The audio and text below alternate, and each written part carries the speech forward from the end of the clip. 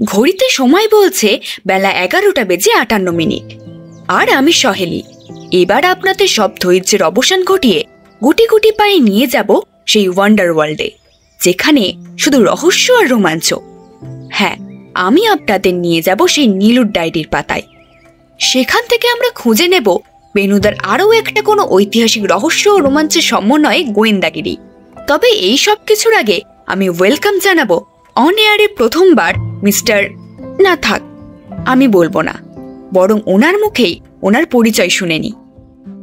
নমস্কার, আমি নীলেশ রঞ্জন মৈত্র। নমস্কার, আপনাকে 97.1 দ্য ট্রিনিটি স্টুডিওতে স্বাগত। অনেক ধন্যবাদ। প্রথমেই বলুন, কেমন আছেন? আছি ভালোই, তবে বেনুদার মতো যোগব্যায়াম করিনি বলে বাতে ঘিরে ফেলেছে। দেখলে হবে 70 ইয়ার্স রানিং। নীলেশ দা, আমি আমাদের আজকের ডে অফ সাসপেন্স জলমহলে জলমগ্ন এর ব্যাপারে কিছু জানতে চাই। সেই অভিজ্ঞতাটা যত না বিচিত্র ছিল, তার চেয়েও বেশি বিচিত্র হচ্ছে যে ডায়েরিটায় আমি যে সকল ঘটনা লিখে রেখেছিলাম সেটা খুঁজে পাওয়ার ব্যাপারটা। আমি এক কথায় আশা ছেড়ে দিয়েছিলাম ওই ডায়েরিটা আর কখনো খুঁজে পাবো বলে।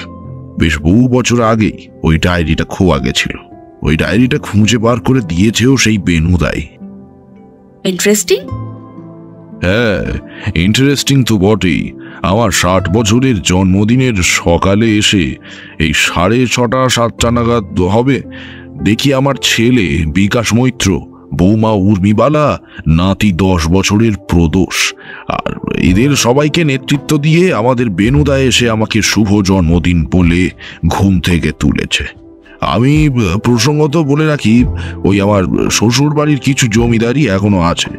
ওনাদের একমাত্র সন্তান আমার স্ত্রী, সেই সৌজন্যে আমাকেই তা আজও দেখাশোনা করার দায়িত্ব পালন করতে হয়। আমি ওখানে এখনো থাকি। শ্বশুর শাশুড়ি তো বহু বছর আগেই মারা গেছে। আমার স্ত্রী মারা যাওয়ার পর থেকে আমি ওখানেই চলে গেছি।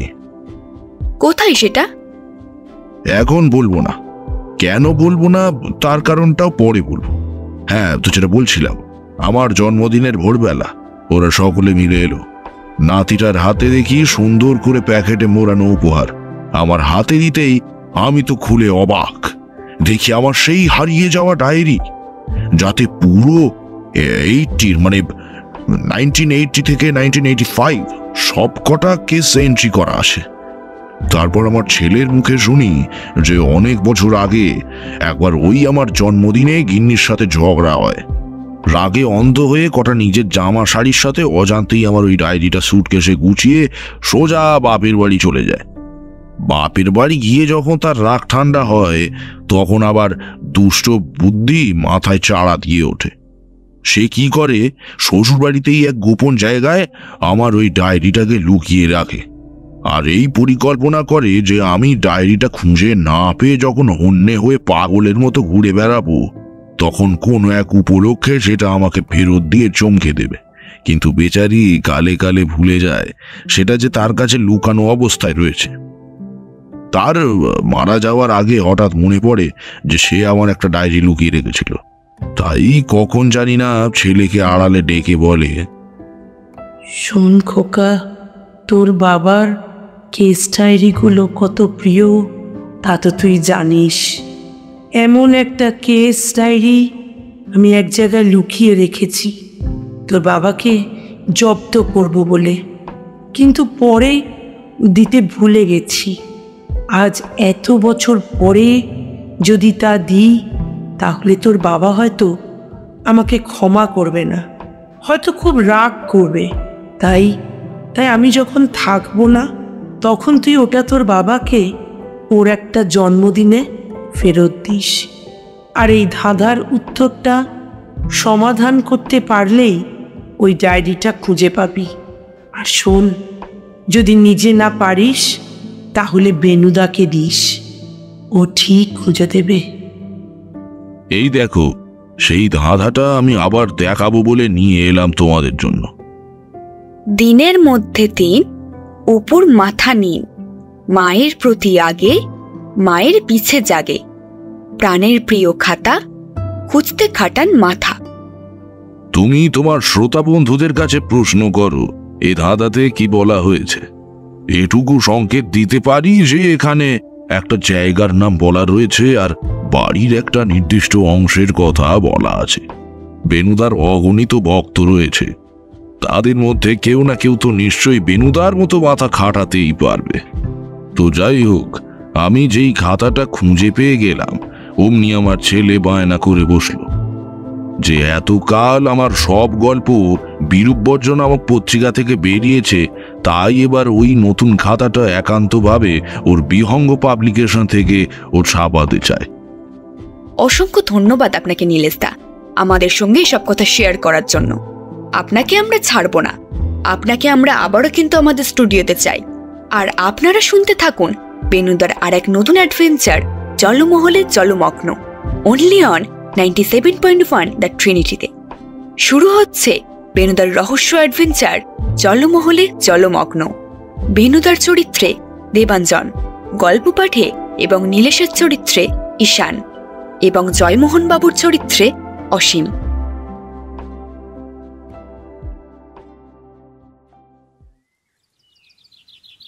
আজ বুধবার, মোটামুটি গত শনিবার থেকে আমাদের বিহঙ্গবাবু বেশ অনেকখানি সুস্থ। এক নাগাড়ে 11 দিন টানা ডেঙ্গু জ্বরে ভুগে গত শনিবার থেকে কিছুটা, না বলতে গেলে বেশ কিছুটাই সুস্থ হয়ে গেছে আমাদের অতি প্রিয় রহস্য রোমাঞ্চ উপন্যাসিক বিহঙ্গ তথা জয়মোহন গঙ্গোপাধ্যায়। বেনুদার সাথে কোনো রকম গল্প করার আশা প্রায় যখন আমি ছেড়ে দিয়েছি, তখন হঠাৎ সকাল 9টা নাগাদ নিজের হাতের হিন্দু তন্ত্রশাস্ত্রের লাল মলাট করা প্রমাণ সাইজের বইটা বন্ধ করে রেখে আমায় বলল, চল আমাদের বিহঙ্গ মশাইয়ের বাড়িতে একবার ঢু মেরে আসি। জয়মোহনবাবুর বাড়ি যাবে? দাঁড়াও তবে 2 মিনিট, রেডি হয়ে নিচ্ছি। যতই স্বাভাবিকভাবে কথাগুলো ওকে বলি না কেন, মনে মনে তো আমি ততক্ষণে অনেকখানি স্বস্তি পেয়েছি। টানা 2.5 দিন বোবার মতো আমি মাথার চুলগুলো গুনে সময় কাটিয়েছি। আর ওদিকে বেনুদা এক মনে হিন্দু তন্ত্রশাস্ত্রের বইটা গোগ্রাসে গিলেছে, কেবলমাত্র বহির্জগতের সাথে হু না প্রভৃতি শব্দ বিনিময়ের মাধ্যমে। এবারে ওর নতুন পড়াশোনার বিষয় হচ্ছে হিন্দু তন্ত্রশাস্ত্র। এই বিষয়টা নাকি ওর একেবারেই দখলে ছিল না এতদিন, তাই এবার ও নাকি এর সব কিছু জবরদখল করবে। যাই হোক, চটপট উঠে 5 মিনিটের মধ্যে রেডি হয়ে বড় রাস্তায় গিয়ে দাঁড়াতেই সাথে সাথে ট্যাক্সি পেয়ে গেলাম। 13 মিনিট লাগলো গড়পাড়ের বাড়িতে আসতে। জয়মোহনবাবুর শোয়ার ঘরে ঢোকার আগেই প্রায় বলতে গেলে সিঁড়ি থেকেই ওনার গলায় উ শব্দগুলো শুনেই বোঝা যাচ্ছিল যে উনি এখনও কিছুটা দুর্বল বোধ করছেন। তবে ভিতরে ঢুকে ডাক্তারের কথা শুনে বুঝলাম দুর্বলতা ওনার শরীরের চেয়েও বেশি মনের। ওনার গৃহচিকিৎসক রুটিন চেক আপ করতে এসে এই মতামত দিয়ে গেল যে এই মুহূর্তে ওনার চেঞ্জের দরকার, তবেই ওনার মন থেকে রোগ দূর হবে। ডাক্তার প্রেসক্রিপশন নিয়ে তাতে হাওয়া বদলের পরামর্শ ডাক্তারি মতে লিখে দিয়ে বিদায় নিলেন। বেনুদা জয়মোহনবাবুর উদ্দেশ্যে বলল, কি মশাই, শুনলেন তো? কোথায় যাবেন তবে? এই শুনে জয়মোহনবাবু তার করুণ গলা আরও করুণ করে বললেন, আপনারাই ঠিক করুন। আমার ভাবনা চিন্তা করলেও কেমন যেন শরীর দুর্বল দুর্বল লাগছে। এই হলো গিয়ে মশাই যাকে বলে এডিস এফেক্ট। তবে পাহাড়ে কিন্তু আমি যাব না, পাহাড়ে চড়তে বড় পরিশ্রম হবে। ওই একটু প্লেন ল্যান্ডের মধ্যে কিছু খুঁজুন, দেখুন ভালো যাওয়ার মতো জায়গা। ঠিক আছে, সে দেখা যাবে এখন। তার আগে এগুলো একটুখানি গতি করুন। আসার পথে কাঁচের শোকেসে রাখা মিষ্টির দোকানে ভালো গজা চোখে পড়লো, ভাবলাম নিয়ে যাই আপনার জন্য। গজার প্যাকেটটা দেখে কিছুটা মনোবল ফিরে পেল জয়মোহনবাবু, আর কিঞ্চিত হাসি হাসি মুখ করে আমার দিকে তাকিয়ে বলল, ইয়ে মানে নীলেশ ভাই। ওনার হাবভাব দেখে আমি বুঝে গেলাম যে উনি একটা খেতে চাইছে এবং ওনার হাতে সেটা দিতে হবে। তারপর একটা মুখে পুড়ে দিয়ে চোখ বুজে আয়েস করে খেতে খেতে আবারও আমার উদ্দেশ্যে বলল, নীলেশ ভাই, ঘিন্নি কেমন আছে? ডাক্তার কবে তারিখ দিল? আমি কিছুটা লজ্জাই পেয়ে বললাম, মানে ভালোই আছে, এখন অক্টোবরের 3 তারিখে ডেট দিয়েছে ডাক্তার। প্রসঙ্গত বলে রাখি, তখন সম্প্রতি আমি বিয়ে করেছি। জয়মোহনবাবুর বাড়ি থেকে যখন বাড়ি ফিরলাম তখন প্রায় 11টা বেজে গেছে। বাড়ি ফিরতে আমার স্ত্রী ভেতর থেকে বেরিয়ে এলো, এসেই জিজ্ঞাসা করল, ব্যাপার কি? কেমন দেখলে জয়মোহন বাবুকে? ভদ্রলোক আছে কেমন? কবে নাগাদ আবার আসতে পারবে বলো তো? অনেক দিন উনি আসেননি। উনি না এলেই না সব কিছুই থাকে, কেবল জীবনটা বড় হাস্যরসের অভাব হয়ে যায়। কেমন আবার আছে? আছে ভালোই, কিন্তু উহু উহু করা থামছে না। ডাক্তার বলেছে ওনাকে নিয়ে চেঞ্জে যেতে, কিন্তু কোথায় যাওয়া হবে আমরা তিনজনের মধ্যে কেউই ডিসাইড করে উঠতে পারিনি। ভালোই তো, বেরিয়ে পড়ো তাহলে 3 মাস্কেটিয়ার্স। বলেই সে উঠে শ্রীনাথকে চা বলতে যাবে বলে সবে ভেতরের দিকে যাচ্ছিল। এমন সময় শ্রীনাথ নিজেই চায়ের 3টে পেয়ালা হাতে হাসতে হাসতে বেরিয়ে আসলো, আর এসেই প্রায় আহ্লাদি মুখে বেনুদাকে জিজ্ঞাসা করলো, দাদাবাবু, লেখকবাবু কেমন আছেন? প্রায় সেরেই গেছেন, আর কয়েকদিনের মধ্যেই আসলো বলে। এই শুনে শ্রীনাথ আরও খুশি হয়ে বলল, আসলে আজকে ভোর রাতে লেখকবাবুকে নিয়ে না স্বপ্ন দেখেছি জানেন। দেখলাম উনি গোলাপি রঙের পাঞ্জাবি পরে গোলাপ জামুন খাচ্ছেন। ও বাবা! বাহ, তুমি তো আমাদের সমস্যার সমাধানই করে দিলে। লোকটাকে নিয়ে তাহলে তো এবার গোলাপি শহরে গেলেই হয়। জয়পুর? কিন্তু সব কিছুর মধ্যে আমার স্ত্রী একটু দুঃখ পেয়ে বলল, তোমরাই ঘুরে এসো, আমার তো আর এই যাত্রায় যাওয়া হলো না। না না, তুমি একা কেন? আমিও তো যাচ্ছি না, ও বেনুদা একা যাক। কি সব কথা বলছো? তোমরা 3 জন আলাদা হবে কেন? ও সে আমি না হয় ওই কটা দিন একটু বাপের বাড়িতে ঘুরে আসবো, অনেক দিন ওদিকেও যাওয়া হয়নি। তুমি বরং শ্রীনাথকে আমার সঙ্গে পাঠিয়ে দাও। আমি মনে মনে যদিও এতে খুবই খুশি হলাম, কিন্তু মুখে এমন একটা আফসোস প্রকাশ করলাম যে ওকে ছেড়ে যেতে হচ্ছে বলে আমি কতই না কষ্ট পাচ্ছি। বললাম, ঠিক আছে, যেতে যখন হবেই তবে জয়মোহন বাবুকে একটা ফোন করেই দিই। জয়মোহন বাবুর থেকে ডেট নিয়ে ট্রাভেল 9 এজেন্টকেও একটা ফোন করে দিস। বেনুদার কথা মতো আমি প্রথমে জয়মোহন বাবুকে ফোন করলাম। হ্যালো হ্যালো, হ্যাঁ জয়মোহন বাবু, আমি নীলেশ বলছি। জয়পুর যেতে কোনো আপত্তি নেই তো? জয়পুর মানে রাজস্থান? হ্যাঁ হ্যাঁ, না সমভূমি নয়, কিন্তু পাহাড়ের উপর অবধি গাড়ি উঠে যায়, আপনার চিন্তা করার কোনো দরকার নেই। কবে নাগাদ তাহলে টিকিটটা কাটবো? হ্যাঁ প্লেনে, শুক্রবার নাগাদ, তাই তো? ঠিক আছে ঠিক আছে, ছাড়ছি। তারপর ট্রাভেল এজেন্টকে, হ্যালো বলছি, শুক্রবার 3টে জয়পুর এয়ারপোর্ট কলকাতা থেকে। হ্যাঁ হ্যাঁ 3টে, বেনি মাধব মৈত্র, নীলেশ মৈত্র আর জয়মোহন গঙ্গোপাধ্যায়। হ্যাঁ গঙ্গোপাধ্যায়।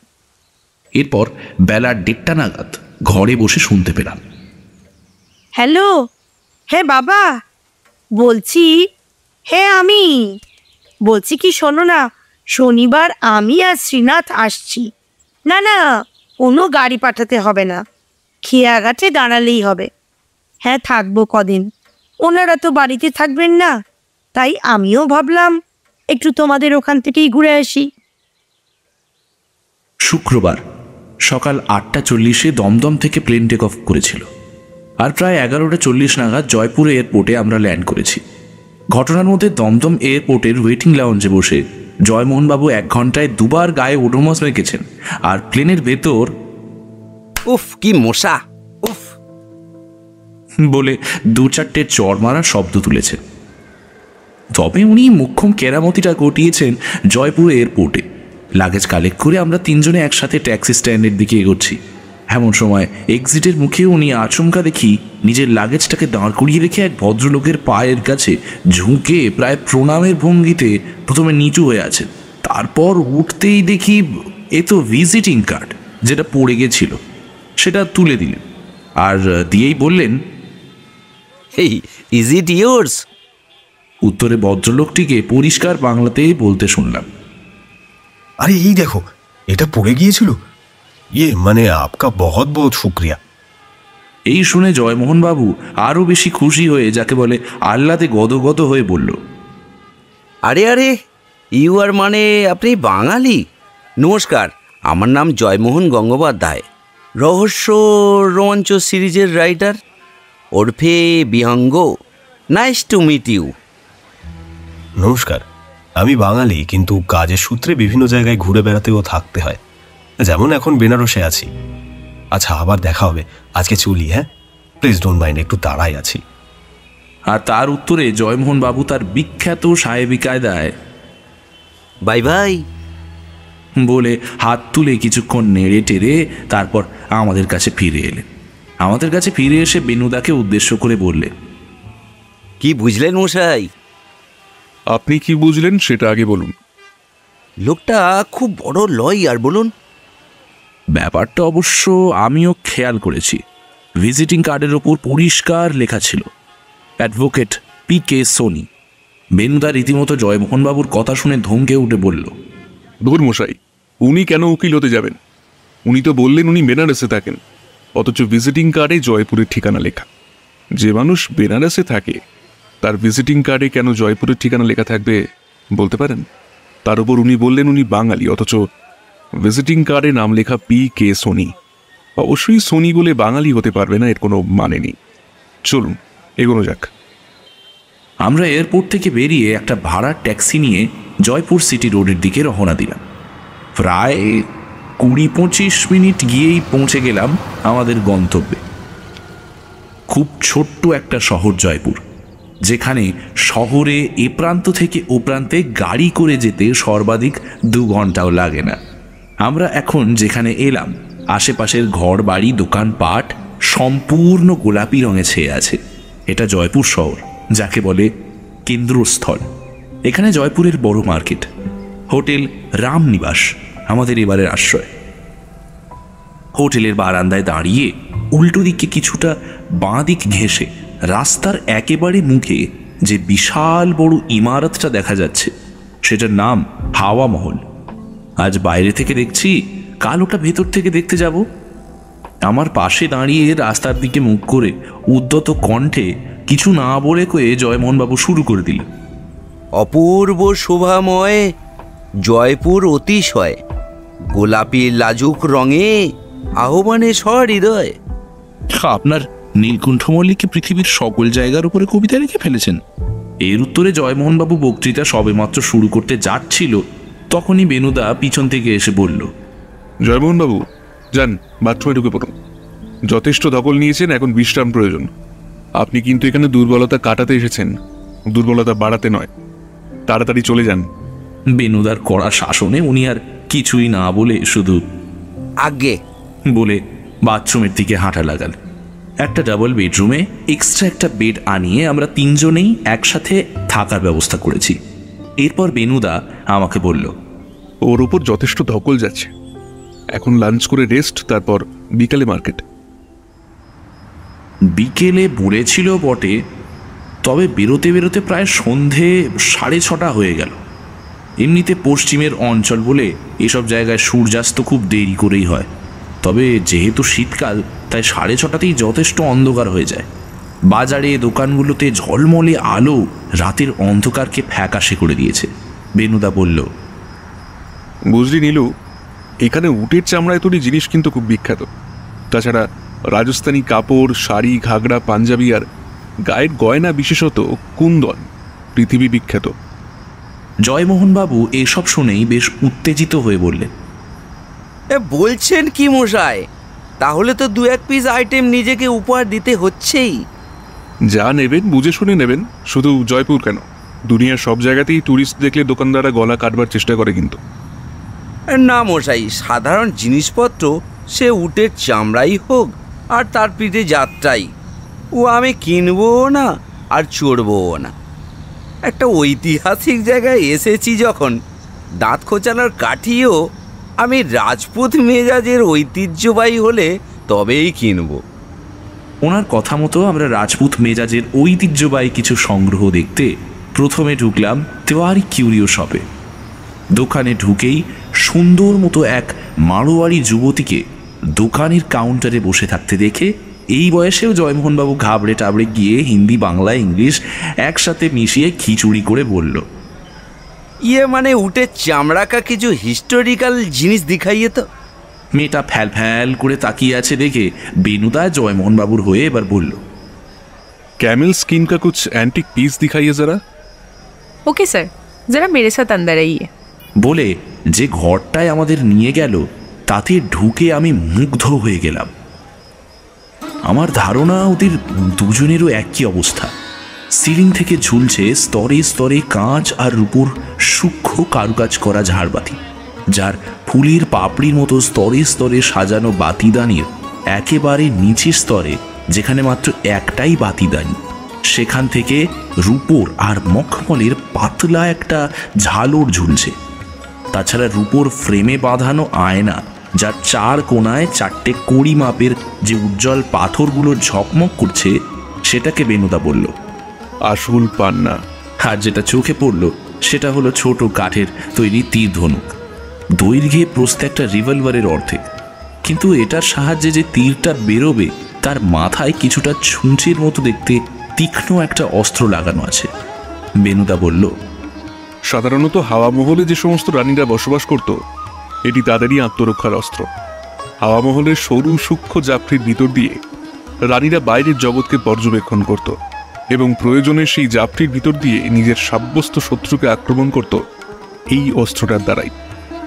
এছাড়াও রয়েছে হরেক রকম রূপোর ব্রোঞ্জের শ্বেত পাথরের মূর্তি, আতরদানি, ফুলদানি, হামানদিস্তা, পাথরের পিলসুজ, তামার পদ্মফুল, এছাড়াও আরো কয়েক রকম জিনিস যেগুলো দেখে কি তা আমি বুঝতে পারলাম না এবং বেনুদাকে জিজ্ঞেস করার সময়ও পেলাম না। কারণ ঠিক 5 মিনিটের মাথায় কাউন্টারের মেয়েটির হাতে একটা ভাঁজ করা কি যেন নিয়ে এসে জয়মোহনবাবুর সামনে খুলে ধরে বলল, सर जी, ये खुद जयसिंह दो के खास पंडित श्री मदन मोहन जी के चद्दर है, purely made of camel skin. জয়মোহনবাবু তাজ্জব চোখে ওষ্ঠ ঝোলা রামগুরুর ছানার ন্যায় ফ্যাল ফ্যাল করে চেয়েছিলেন। সত্যি বলতে কি, জিনিসটা হয়তো এতটা বেশি সুন্দর নয় যতটা রোমাঞ্চকর। খোদ রাজা জয়সিংহের দরবারের পণ্ডিত নাকি ওই চাদরটা ব্যবহার করত। জয়মোহনবাবু নিজের আবেগ প্রকাশ করেই বলল, হা ইয়ে how much price madam? Receptionist মেয়েটি বিশেষ সাহেবিক কায়দায় বলল, फॉर यू ओनली 1000 सर। জয়মোহনবাবু প্রথমটা একটু কেসে ফেলল, তারপর ঐতিহাসিক তাড়নায় খসখস করে 1000 টাকার চেক নিয়ে তাতে লিখে চাদরটা কিনেই ফেলল। জয়মোহনবাবুর চেক লেখার সময় আমি মেয়েটিকে জিজ্ঞেস করলাম, ইয়ে ছোটি वाली एरो का प्राइस कितना है? রিসেপশনিস্ট মেয়েটি ওই অ্যারোটির দাম বলল, ओनली 1500 सर। ভাবলাম লাবণ্য মানে আমার স্ত্রীর জন্য ওটা কিনে নিয়ে যাই, দেখলে খুব খুশি হবে। কিউরিওর দোকান থেকে বেরিয়ে ফুটপাতের উপর দিয়ে হাঁটতে হাঁটতে এক জায়গায় দেখলাম ফুচকা বিক্রি হচ্ছে। বেনুদা নিজের শেষ না হওয়া 4 মিনিটটাকে ফেলে বুটির সাহায্যে নিবিয়ে দিয়ে বলল, চল ফুচকা খেয়ে আসি। ফুচকাওয়ালার সামনে গিয়ে আমরা 3 জনে 2 টাকার করে প্রত্যেকে ফুচকা খেলাম। এখানকার ফুচকাগুলো কলকাতার মতো খানিকটা হলেও পুরোটা নয়। টক জল বলতে এখানে তেঁতুলের ব্যবস্থা রয়েছে, কিন্তু তার সাথে রয়েছে আরও 5 রকমের স্বাদের জল, যেমন জলজিরা, পুদিনা, রসুন জিরা আর খেজুর। সারা জামাময় বিভিন্ন স্বাদের জল দিয়ে স্নান করে ফুচকা খাওয়া শেষ করলো আমাদের রহস্য রোমাঞ্চ ঔপন্যাসিক জয়মোহন গঙ্গোপাধ্যায়। আর তারপরে নিজের লজ্জা ডাকতে বলল, ফুচকা খাওয়ার সময় বুঝলেন না মশাই, গায়ে জল পড়বেই। ওদিকে নজর দিতে গেলে ফুচকার স্বাদ কমে আসে। ফুচকা খাবার সময় কোনো রকম বাহ্যিক বিকর্ষণে এই মন দিলে চলে না। তারপর আমাদের টাকা না দিতে দিয়েই উনি 6 টাকা বার করে দোকানদারের হাতে দিল।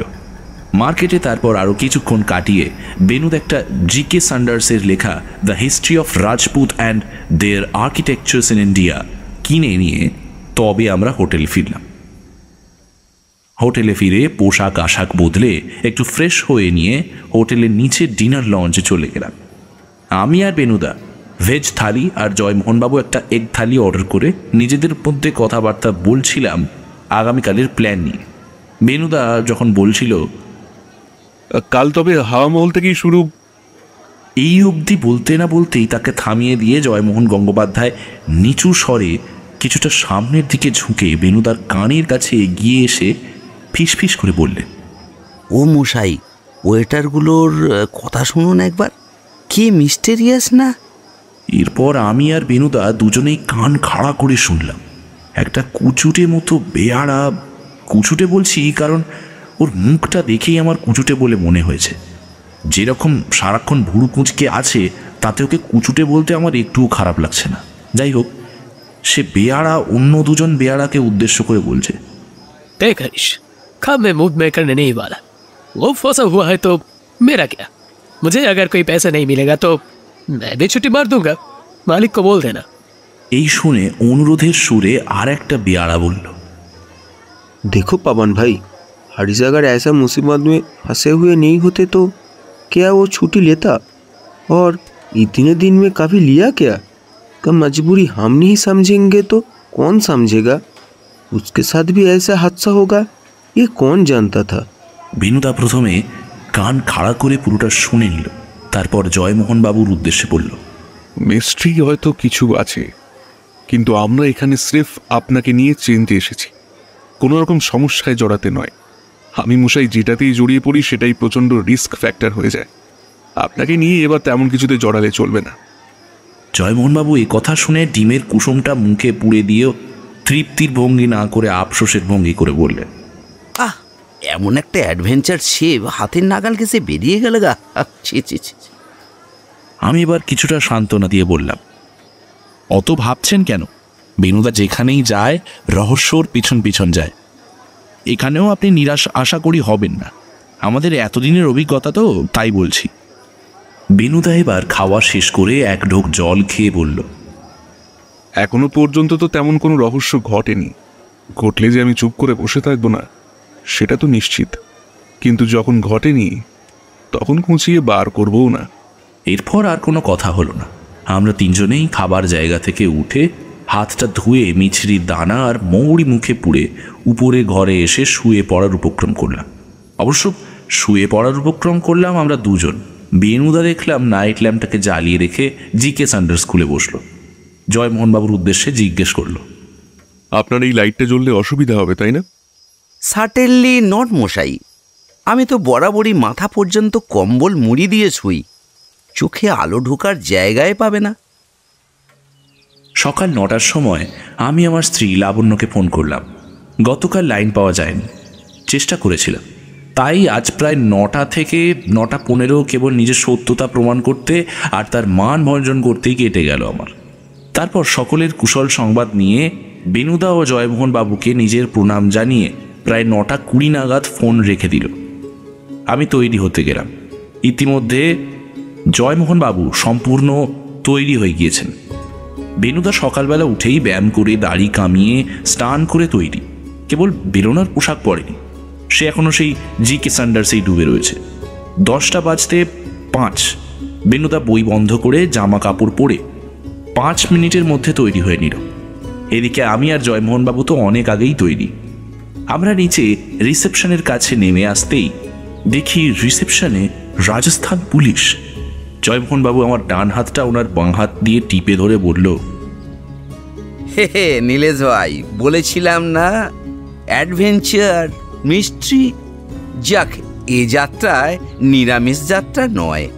এমন সময় ম্যানেজারের ঘর থেকে ম্যানেজার আর রাজস্থান পুলিশের আরও 2 তারা কাঁধের উপর বেশি বসানো অফিসার বেরিয়ে আসেন এবং বেরিয়ে বেনুদার দিকে চোখ পড়তেই উচ্ছ্বসিত হয়ে বললেন, अरे मिस्टर महित्ता, बहुत खुश नसीब है जो आपसे मुलाकात हो गया। अभी तो आपका ही जरूरत था, भगवान के फरिश्ते के जैसे आप तो। What happened, Inspector Sharma? Anything serious?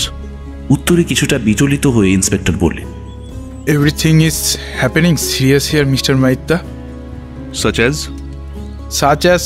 हवा महल में भूत, गवर्नमेंट अस्पताल के ब्लड बैंक से ब्लड चोरी, multiple death by snake bite, और क्या ही बोले। এই শীতকালে সাপের কামড়, স্ট্রেঞ্জ। और क्या, तकलीफ जब आते हैं तो एक साथ आते। पर इस होटल में क्यों? এই প্রশ্নের উত্তরে ইন্সপেক্টর শর্মা একটু হেসে বললেন, नहीं मिस्टर महित्ता, मैनेजर मेरा अपना ही भाई है, सिर्फ इसलिए, काम से नहीं, पर आके अच्छा ही हुआ लगता है, आपसे मुलाकात हो गया। ठीक है, कोई जरूरत पड़े तो खबर देना। এই বলে ইন্সপেক্টর বর্মাকে বিদায় জানিয়ে আমরা বেরিয়ে পড়লাম। বেরোনোর সাথে সাথে জয়মোহনবাবু উসখুস করতে আরম্ভ করল। বেনুদার সেটা চোখ এড়ালো না। ও জিজ্ঞেস করল, কি মশাই, এমন অত চঞ্চল হচ্ছেন কেন? ইন্সপেক্টর আমাদের অনেক পূর্ব পরিচিত, অর্থাৎ যখন গোল্ডেন ফোর্টের কেসটা নিয়ে জয়সালমীর গেছিলাম তখন স্থানীয় থানা ইনি পোস্টেড ছিলেন, যদিও আমার সাথে কাজ করেন। এটাই তো আপনার প্রশ্ন ছিল। জয়মোহনবাবুর বিরক্তি তার আচরণ থেকে একটুও কাটল না। সে সেই বিরক্তি নিয়েই বললেন, সে তো নয় বুঝলাম, কিন্তু আরও একটা তো প্রশ্ন আছে। করুন। শীতকালে কি সর্প অহিংস হয়ে যায়? তাই কি কামড়ায় না? বেনুদা তার উত্তরে একটা চারমিনার ধরিয়ে বলল,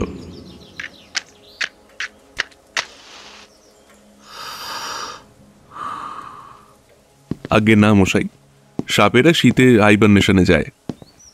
হাইবারনেশন মানে যদিও আমি জানতাম না, বেনুদাই বলল।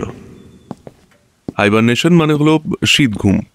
সেই সময় সাপ কামড় দেওয়ার জন্য ঘুরে বেড়ায় না মাঠে ঘাটে, তাই শীতে সাপের উপদ্রব কম হয়। কথাগুলো বলতে বলতেই আমরা হাঁটছিলাম, আর মাত্র 150 কি 200 পা হাঁটতেই আমরা পৌঁছে গেলাম হাওয়া মহলের ভেতর। ঢুকতেই সামনে শ্বেত পাথরের বিশাল ফোয়ারা। দেখলে অনেকটা হাওয়া মহলকে মনে হবে কৃত্রিম মৌচাক। মোট 7টা তলা বিশিষ্ট এই হাওয়া মহল নাকি ঐতিহাসিক যুগে রাজপুত রানীদের বিচরণ স্থল। 953টি জানলা বিশিষ্ট এই হাওয়া মহল প্রকৃতির যে কোনো আবহাওয়াকে প্রতিরোধ করে শীতলতা বহন করে অন্দরমহলে। আর এই ছোট্ট ছোট্ট খুপড়ি জানলাগুলোকে ঝাড়ুখা বলে এখানকার ভাষায়। হাওয়া মহল থেকে বেরিয়ে আমরা সোজা গেলাম আমের কেল্লায়। জয়পুর শহর তৈরি হওয়ার আগে রাজপুত রাজা 2য় জয়সিংহের বংশ এই আমের দুর্গে বাস করত। বিশাল আয়তনের এই দুর্গে প্রায় 1 ঘন্টা লাগলো সবটা দেখে বেরোতে। রাজারাজরার অস্ত্রশস্ত্র, তৈলচিত্র প্রভৃতি ঠাসা গোটা প্রাসাদ জুড়ে। সেখান থেকে বেরিয়ে গেলাম যন্তর মন্তর দেখতে। ঢুকেই তো আমি তাজ্জব হয়ে গেলাম। পাথর কেটে তৈরি হয়েছে প্রমাণ আকারের মোট 19টা যন্ত্র। বেনুদা এবার এটার বিষয়ে বলল, এই যন্তর মন্তরও রাজা 2য় জয়সিংহের সময়ের। অ্যাস্ট্রোনমিক্যাল ক্যালকুলেশন, ল্যাটিটিউড, লঙ্গিটিউড ইত্যাদি নিরীক্ষণের জন্য তৈরি করেছিলেন 1720 থেকে 1738-এর মধ্যে। একটা অসম্ভব বড় সূর্য ঘড়ি দেখিয়ে বেনুদা বলল, এই যে এটা হলো পৃথিবীর সর্বোচ্চ এবং সবচেয়ে বড় সানডায়াল। এটি নাকি এখনো কার্যকরী। এই শুনে জয়মোহনবাবু তার সদ্য কেনা টাইটান রিস্ট ওয়াচ বাঁধা বাম হাতটা চোখের সামনে তুলে ধরে বলল, ও মশাই, সানডায়াল যে 20 মিনিট পিছিয়ে, সার্ভেন্টরা কি খেয়াল রাখছিল নাকি? আগে না, আইএসটি মানে ইন্ডিয়ান স্ট্যান্ডার্ড টাইম অনুযায়ী আমরা বর্তমানে সময় দেখি। আর সেই আইএসটি এই ঘড়ি নির্মাণের প্রায় 250 বছর পর নির্ধারিত হয়, তাও সেই উত্তরপ্রদেশের মির্জাপুর অঞ্চল অনুসারে তৈরি। তাই সময় দেখার নিয়মটাও আলাদা। আশ্চর্যজনক ব্যাপার মশাই। এরপর সেখান থেকে বেরিয়ে নেহেরগড় দুর্গ হয়ে সূর্য মন্দির হয়ে বিকেল 4টে নাগাদ গিয়ে পৌঁছালাম বিশাল লেকের উপর তৈরি অপূর্ব এক প্রাসাদের সামনে। আমি বললাম, এটাই সেই জলমহল তো বেনুদা? বেনুদার উত্তরের অপেক্ষা না করেই জয়মোহনবাবু ভয়াতি কাঁপা কাঁপা গলায় বললেন, নীলেশ ভাই, ভূতমহল মানে ঘোস্ট প্যালেস। তো কি যে বলেন! দেখছেন না কি সুন্দর প্রকৃতির শোভা, কত পাখি, কত ফুল ফুটেছে বাগানটায়। যাই বলো নীলেশ, আমার কিন্তু গাটা কেমন ছমছম করছে। বেনুদা দূরে দাঁড়িয়ে চারমিনার খেতে খেতে এতক্ষণ একজন ভদ্রলোকের সাথে কি যেন কথা বলছিল। ও আমাদের কথা কিছুই শোনেন। এবার ও এগিয়ে এসে আমাদের বলল, এখানকার সুপারভাইজারকে বলে রাজি করলাম। জঙ্গলমহলের ভিতরটা একবার দেখে আসার ইচ্ছে ছিল। শুনেই জয়মোহনবাবু তো একেবারে চটে উঠে বললেন, এ আপনার ভারী অন্যায় মশাই। শুনলেন ওটার ভেতরে ভূত আছে, তারপরেও তা আপনারা জানগে মশাই, আমি যাব না, আমি এই বাইরেই থাকছি। চটছেন কেন? আপনি না গেলে কি হয়? আমি তো ওনাকে মানে ভদ্রলোককে আপনার নাম করেই রাজি করিয়েছি। বলেছি আপনি রহস্য রোমাঞ্চ উপন্যাসিক শ্রী জয়মোহন গঙ্গোপাধ্যায়। আপনি একটা নতুন প্লট লেখার জন্যই এই জলমহলের ভেতরে যেতে চাইছেন। দেখলাম ওই ভদ্রলোক তো আপনার খুব বড় ভক্ত, আপনার নাম করতেই যাওয়ার অনুমতি দিয়ে দিল। এই কথায় জয়মোহনবাবু খানিকটা না বেশ অনেকটাই প্রশমিত হলো, আর সেই সাথে গর্বের সাথে আহ্লাদ যা প্রকাশ করল তা দেখার মতো হয়েছিল। বেনুদাকে বলে বসলেন, ইস মশাই, হাতে করে একটাও তো বইয়ের কপিও আনিনি। ভক্ত যেখানে, তো একটা অটোগ্রাফ সহ বই দেওয়াটা আমার উচিত ছিল। এসব কথা হতে হতেই আমার প্রথম নজরে পড়ল লেকের ওপর একটা প্যাডেল বোটে বসে সেই ভদ্রলোক আমাদের দিকে হাত তুলে ইশারা করছেন। আমরা কাছে যেতে বলল, आइए आइए ऊपर चले आइए, ये हमारे लोगों का बोट है, इससे ही हम लोग जाएंगे। প্রায় 11 মিনিট লাগলো প্যাডেল বোটে চড়ে জলমহলের কাছে পৌঁছতেই ভদ্রলোক আবার বলল, असल में क्या है ना, महल के अंदर टूरिस्ट लोगों का जाना एकदम ही अलाउ नहीं है। पहले तो रिनोवेशन के लिए बंद था, अब तो आत्माओं के भी उपद्रव है, इसीलिए टूरिस्ट का आना एकदम ही बंद कर दिया गया है। सिर्फ ये लेखक बाबू के बात पर मैं आप लोगों का वहाँ पर ले जा रहा हूँ, क्योंकि लेखक और रिपोर्टर्स लोगों का परमिशन है। জয়মোহন বাবু দেখছি সেই ভদ্রলোকের কোনো কথাকে পাত্তা না দিয়ে নিজের মনে জলের দিকে তাকিয়ে বিড়বিড় করে বলছেন, জয় মা জগদম্বে, জয় মা রক্ষা কালী, জয় মা দুর্গা, জয় মা বিশালক্ষী, জয় মা বিপত্তারিণী, জয় মা দেবদেবী, সব আমাদেরকে বাঁচিও। সবে ডেঙ্গু থেকে উঠেছি, এখন ভূতের হাতে প্রাণটা না যায়। দেখতে দেখতে আমরা পৌঁছে গেলাম জলমহলের ভেতরে। যে জয়মোহন বাবু এতক্ষণ ধরে 33 কোটি দেবদেবীকে স্মরণ করে প্রাণ ভিক্ষা চাইছিল, সে জলমহলের ভেতর পা রাখতে না রাখতেই ভূতের কথা বেমালুম ভুলে গিয়ে বলল, কি দেখলাম মশাই, অপূর্ব, অভাবনীয়, অভূতপূর্ব, অকল্পনীয় ইত্যাদি বিশেষণ ব্যবহার করে এদিক ওদিক চাইতে লাগলেন। বললে হবে না, জয়মোহনবাবু কিন্তু কোনো কথাই কোনো বিশেষণ অতিরঞ্জিতভাবে বলেননি, বরং ওনার মতো সাহিত্য প্রতিভা আমার থাকলে আমিও এই কথাই বলতাম। সারি দিয়ে দেওয়ালে ঝুলছে বিশাল বিশাল এক একটা পেন্টিং। সুপারভাইজার ভদ্রলোকটি বললেন, ये सब पेंटिंग असली सोना और चांदी को पिघलकर पेंट किया गया था। পরপর দেখলাম সাজিয়ে রাখা হয়েছে বিভিন্ন ঋতুতে প্রকৃতির শোভা বর্ণিত পেন্টিং, বিভিন্ন রাগের অর্থাৎ শাস্ত্রীয় সঙ্গীতের ওপর আধারিত পেন্টিং, পূর্ণিমার রাতে পিকনিক করার পেন্টিং, বাগান ফুল ফলের পেন্টিং ইত্যাদি ইত্যাদি। গোল করিডোরে ঘুরে ঘুরে একটা একটা করে ছবি দেখতে দেখতে একটু একটু করে আমরা ছাদের দিকে উঠছিলাম। ছাদে পৌঁছাতেই আরো মুগ্ধ হয়ে গেলাম। অপূর্ব সুন্দর একটা বাগান, 4 কোণের 4টে ছাতা, আর মাঝখানে অপূর্ব একটা ফোয়ারা। যদিও বন্ধ সংস্করণের কাজের জন্য, আমরা বাগানের সৌন্দর্য দেখতে তখন ব্যস্ত। জয়মোহন বাবু দেখি ভূতের ভয় টয় সব ভুলে ছাদের আলসের গা ঘেঁষে দাঁড়িয়ে দাঁড়িয়ে ঝিলের সৌন্দর্য দেখছেন, আর ঝোড়ো হাওয়ায় তার গলার মাফলারটা ফটফট করে উঠছে। বেনুদা হঠাৎ সুপারভাইজার ভদ্রলোককে জিজ্ঞেস করলো, अच्छा, ये दीवार में टंगा हुआ हर एक पेंटिंग सी क्या एंटिक है, या फिर आप लोगों ने उन सबको भी फिर से रेनोवेट किया है? नहीं नहीं, हर एक चीज जैसा था वैसा ही है, सिर्फ दीवार को रिनोवेट करने के टाइम उनको हुक से उतार कर रखा गया था, और अब रिनोवेशन के बाद फिर से लगा दिया गया है। বেনুদা ওর এক পেশে হাসি হেসে বলল, वाह, बहुत खूब, ठीक है, अब चलना चाहिए। আমরা 4 জন, অর্থাৎ আমি আর জয়মোহনবাবু পাশাপাশি, আর ওদিকে বেনুদা এবং ওই সুপারভাইজার ভদ্রলোকটি পাশাপাশি প্যাডেল বোটে বসে ঝিল ক্রস করছি। একদিকে আমি প্যাডেল করছি, অপরদিকে সুপারভাইজার ভদ্রলোক প্যাডেল করছে। পাড়ের কাছে আসতে যখন প্রায় আন্দাজ ওই 400 থেকে 500 গজ দূরত্বে আমরা রয়েছি, ঠিক তখনই ঘটল এক মোক্ষম বিপর্যয়। ঝিলের যেদিকে নেহেরগড় পাহাড়, সেদিক থেকে প্রায় 2 থেকে 2.5 ফুট লম্বা একটা কিটালো কাঠের ডান্ডার সাথে লোহার ফলা বিশিষ্ট তীর এসে অপর্থ লক্ষ্যে আমাদের হলুদ রঙের প্যাডেল বোটের গা ঘেঁষে ঠিক 90 ডিগ্রি কোণ করে গেঁথে গেল। কথাটা বলতে যতটা সময় লাগছে, ঘটতে লেগেছিল তার 100 ভাগের মাত্র 1 ভাগ, এবং তার প্রতিক্রিয়া স্বরূপ নৌকা ফুটো হয়ে গল গল করে জল ঢুকে নৌকাটাকে প্রায় 90% জলের নিচে টেনে নিয়ে যেতে লেগেছিল। বিপদ বুঝে আমি জয়মোহনবাবুকে বললাম, জলে লাফান তাড়াতাড়ি জয়মোহনবাবু, জলে লাফান। জয়মোহনবাবু যথারীতি সাঁতার জানেন না। ওনার চোখ মুখে অন্ধকার ভাবটা দেখেই বোঝা যাচ্ছে ওনার মনের অবস্থা। মুহূর্তের খণ্ডাংশে বেনুদা এক মোক্ষম ধাক্কায় জয়মোহনবাবু জলে হুমড়ি খেয়ে পড়লেন। আর সেই সঙ্গে তার চেয়েও বেশি ক্ষিপ্রতার সাথে বেনুদা লাফ দিয়ে পড়ে ওনার জামা সমেত শরীরের ঊর্ধ্বাংশকে টেনে জলের উপর ভাসিয়ে রাখতে চেষ্টা করলো। এই অবস্থায় আমি আর সুপারভাইজার ভদ্রলোক দুজনেই জলে নেমে পড়লাম। ভয়ে নিথর হয়ে আসা জয়মোহন বাবুর ওই ভারী চেহারা বেনুদার পক্ষে একা সামলানো সম্ভব হচ্ছিল না। আমাদের তিনজনের চেষ্টায় রহস্য রোমাঞ্চ ঔপন্যাসিক সলিল সমাজের হাত থেকে নিস্তার পেল। ঠিক এই মুহূর্তে পাড়ে দাঁড়িয়ে থাকা আরও একটি কর্মীদের দল থেকে একজন গোলাপি প্যাডেল বোট নিয়ে আমাদের পরিত্রাণ করতে এলো। মানুষটাকে আমরা চিনি, তিনি সেই এয়ারপোর্টের বাঙালি ভদ্রলোক যাকে সেদিন জয়মোহন বাবু খসে পড়ে যাওয়া দরকারি ভিজিটিং কার্ড করিয়ে ফেরত দিয়ে উপকার করেছিলেন।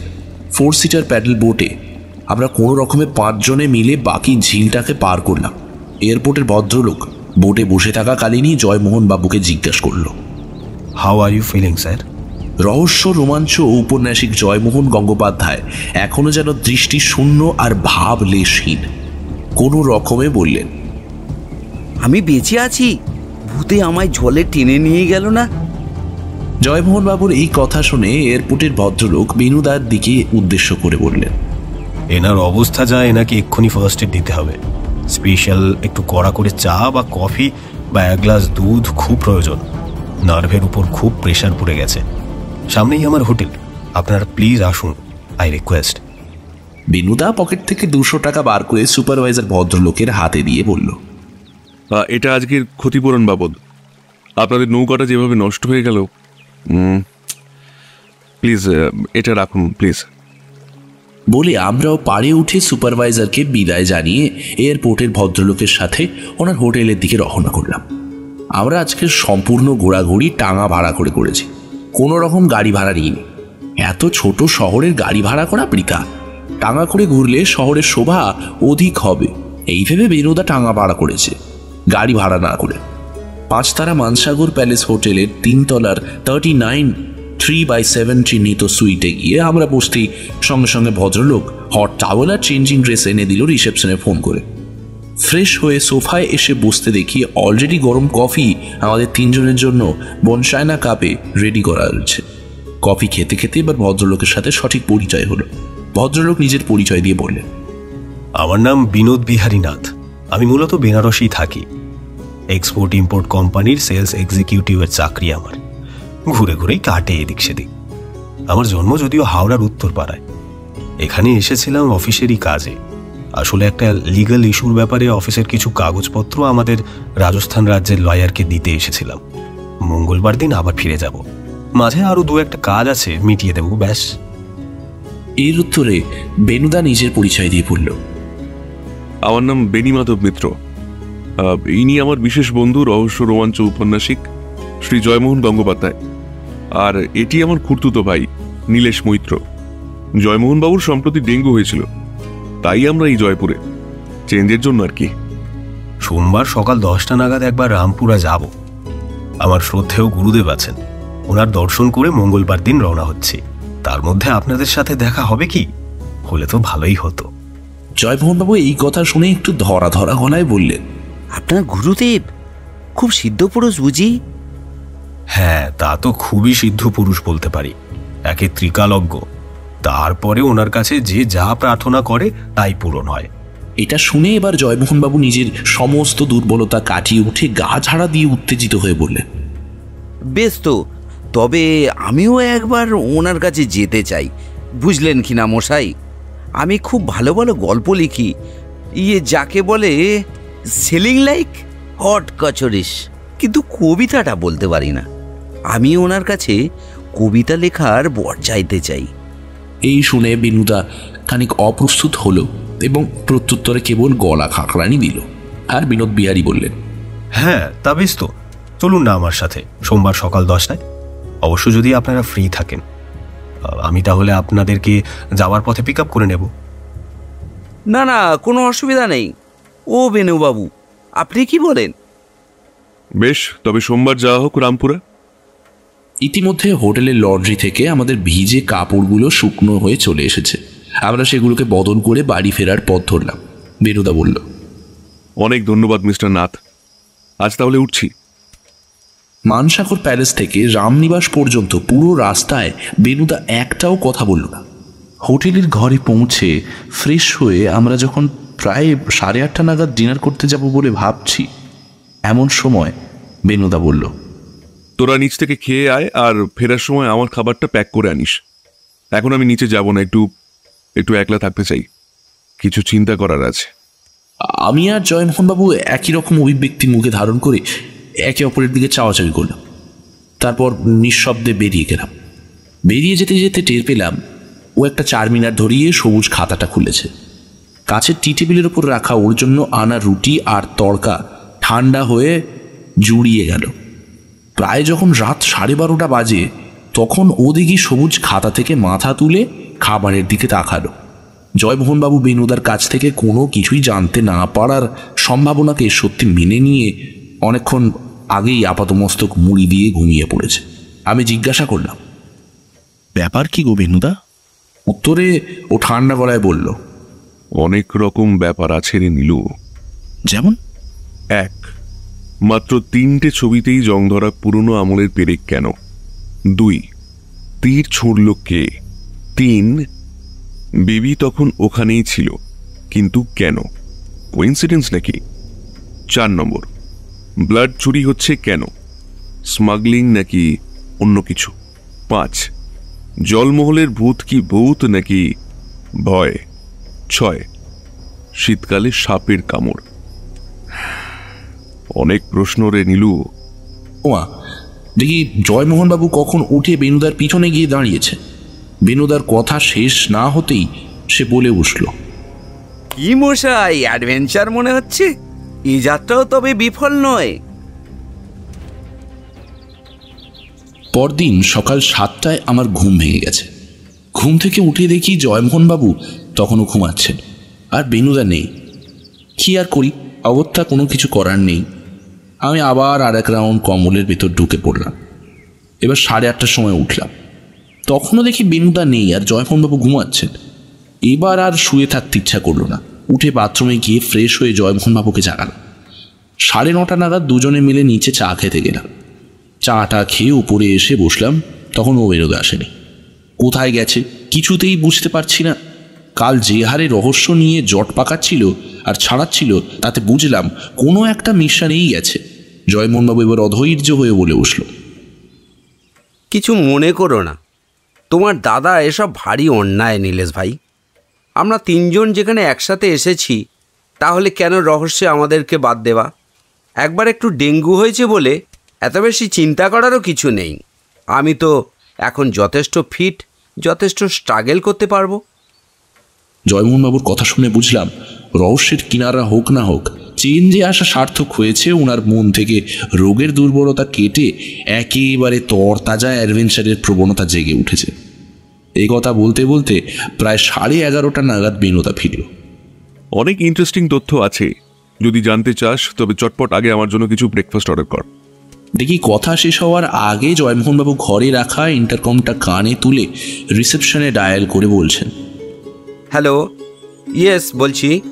2 না 3 large coffee and 1 poha for room number 14 please. এবার রিসিভারটা কান থেকে নামিয়ে রেখে বেনুদার উদ্দেশ্যে বললেন, পোহাটা ট্রাই করুন মশাই, অপূর্ব। আমরাও আজকে খেয়েছি, আপনিও খেয়ে দেখুন। রুম সার্ভিস যতক্ষণে খাবারটা আনলো ততক্ষণে বেনুদা ফ্রেশ হয়ে গড়ের পোশাক পরে নিয়েছে। কফির কাপে চুমুক দিতে দিতে আমি প্রথম প্রশ্নটা করলাম, বলো এবার কোথায় গিয়েছিলে? গেছিলাম বেশ কয়েকটা জায়গায়, যেমন প্রথমে গেছিলাম সরকারি হাসপাতালের ব্লাড ব্যাংকে। নিজের কার্ড দেখিয়ে তদন্ত করতে বিশেষ অসুবিধা হয়নি। জানতে পারলাম প্রতি মাসে অর্থাৎ 30 দিন অন্তর অন্তর 3টে পাউচ করে ব্লাড মিসিং। প্রথম ওরা গুরুত্ব দেয়নি, ভেবেছে মিসকাউন্টিং, কিন্তু তারপর ওরা নিশ্চিত হয় যে এটা চুরির ব্যাপার। পুলিশ যদি ওটাকে স্মাগলিং ধরে নিয়েছে, কিন্তু সমস্যা হচ্ছে কোনো রেয়ার ব্লাড গ্রুপ বা মিনিমাম কোনো পার্টিকুলার ব্লাড গ্রুপ চুরি যাচ্ছে না। যে কোনো ব্লাড গ্রুপ চুরি হয়ে যাচ্ছে, নির্দিষ্ট বলে কিচ্ছু নেই। So pattern break. একটাই কমন থিং, সেটা হচ্ছে প্রতি 30 দিন অন্তর 3টি করে পাউচ মিসিং। তারপর সেখান থেকে গেলাম হাসপাতালেরই ইমার্জেন্সি ওয়ার্ডে ইনচার্জের কাছে। সেখানেও নিজের পরিচয় দিতে কাজ হলো। তদন্ত করে জানতে পারলাম অ্যান্টি ভেনাম স্কোয়াড বলে একটা দল এই হাসপাতালে বর্তমানে কাজ করছে। এই দলটিতে 2 জন ডাক্তার, 2 জন নার্স সাপের কামড় সংক্রান্ত পেশেন্টদের দেখাশোনার জন্য সর্বদা প্রস্তুত। তবে এই ডাক্তার বা নার্স এই হাসপাতালেরই কর্মী। 2 জন ডাক্তার নাম ডক্টর রতন পেশকার আর ডক্টর রবি বলবন্ত, আর 2 জন নার্স নাম পুনম সিং আর ভাইরবি জৈন। এদের সাথে কথা বলতে হবে। দেখি, বিকেলে যাব বলেছি, একজন ডিউটিতে নেই এখন। বিকেলে গিয়ে সকলকে একসাথেই পাকড়াও করতে হবে। যাই হোক, সেখান থেকে গেলাম মানসরোবর। স্থানীয় লোককে জিজ্ঞেস করে জানতে পারলাম যে কেউ কেউ নাকি মৃত মানুষকে মাথায় পাথরের স্ল্যাব নিয়ে হাঁটতে দেখেছে, বিশেষ করে তাদের মৃতদেহ যাদের সাপের কামড়ে মৃত্যু হয়েছে। এই অবধি বলতেই জয়মোহন বাবু বলল, হাইলি সাসপিসিয়াস। এমন সময় রুমে বেল বেজে উঠল। জয়মোহন বাবু চেয়ারে বসেই জিজ্ঞেস করল, কে? দরজার বাইরে থেকে হিন্দিতে উত্তর এলো, रूम सर्विस करने आया था सर। दरवाजा खुला है, अंदर आ जाइए। রুম সার্ভিস বয় জলে ভর্তি নতুন জগ এনে রাখলো, আর সেই সঙ্গে পরিষ্কার 3টে নতুন গ্লাস। ছেলেটির বয়স আন্দাজ 25-26 হবে। কালো রঙের প্যান্ট, সাদা শার্ট আর কালো বো টাই পরে মার্জিত হওয়ার চেষ্টা করেছিল। তবে ওর উস্কো কুস্কো চুল আর জবা ফুলের মতো লাল চোখ দেখলেই বোঝা যাচ্ছে, যতই অফিসের মার্জিত পোশাক পরুক না কেন, শারীরিক বা মানসিক কোনোভাবেই সে এখন মার্জিত নয়। জয়মোহনবাবু আমার কানে কানে বললেন, আচ্ছা মশাই, রাজস্থানেও কি জয় বাংলা হয়, নাকি ওটাকে জয় রাজস্থানী বলবো? तुम्हारा नाम हरीश? हाँ जी साहब। বিনুদা খাবার প্লেট নামিয়ে রেখে বলল, तबीयत का क्या हाल हुआ? क्या हुआ था बताओगे हमें जरा, हम शायद कुछ मदद कर पाए। হরিশ ছলো ছলো চোখে আর ধরা ধরা গলায় বলল, आप कुछ नहीं कर पाएंगे साहब, ये श्राप लगा हुआ है जयपुर के ऊपर। मेरा भाई भी गुजर गया।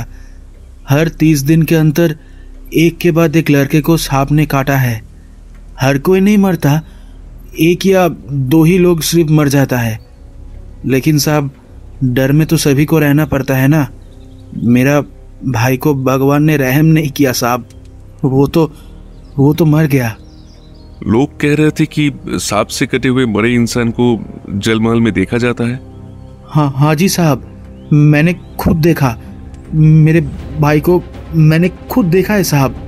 सर पे एक बड़ा वाला पत्थर का स्लैब लेके कॉरिडोर में घूम रहा था साहब। জয়মোহনবাবু দেখি আমার ওভারকোটের একটা কোণ খামচে ধরে রীতিমতো ঘামছে আর বিড়বিড় করে বলছে, জয় মা কালী রক্ষা করো, জয় মা কালী রক্ষা করো। বিনুদা হরিশকে উদ্দেশ্য করে বলল, भाई को कब देखा था? कल ही रात का कुछ 12 बजे। साहब बोलते थे कि सांप से कटा हुआ मत में आत्मा जल महल में घूमता है।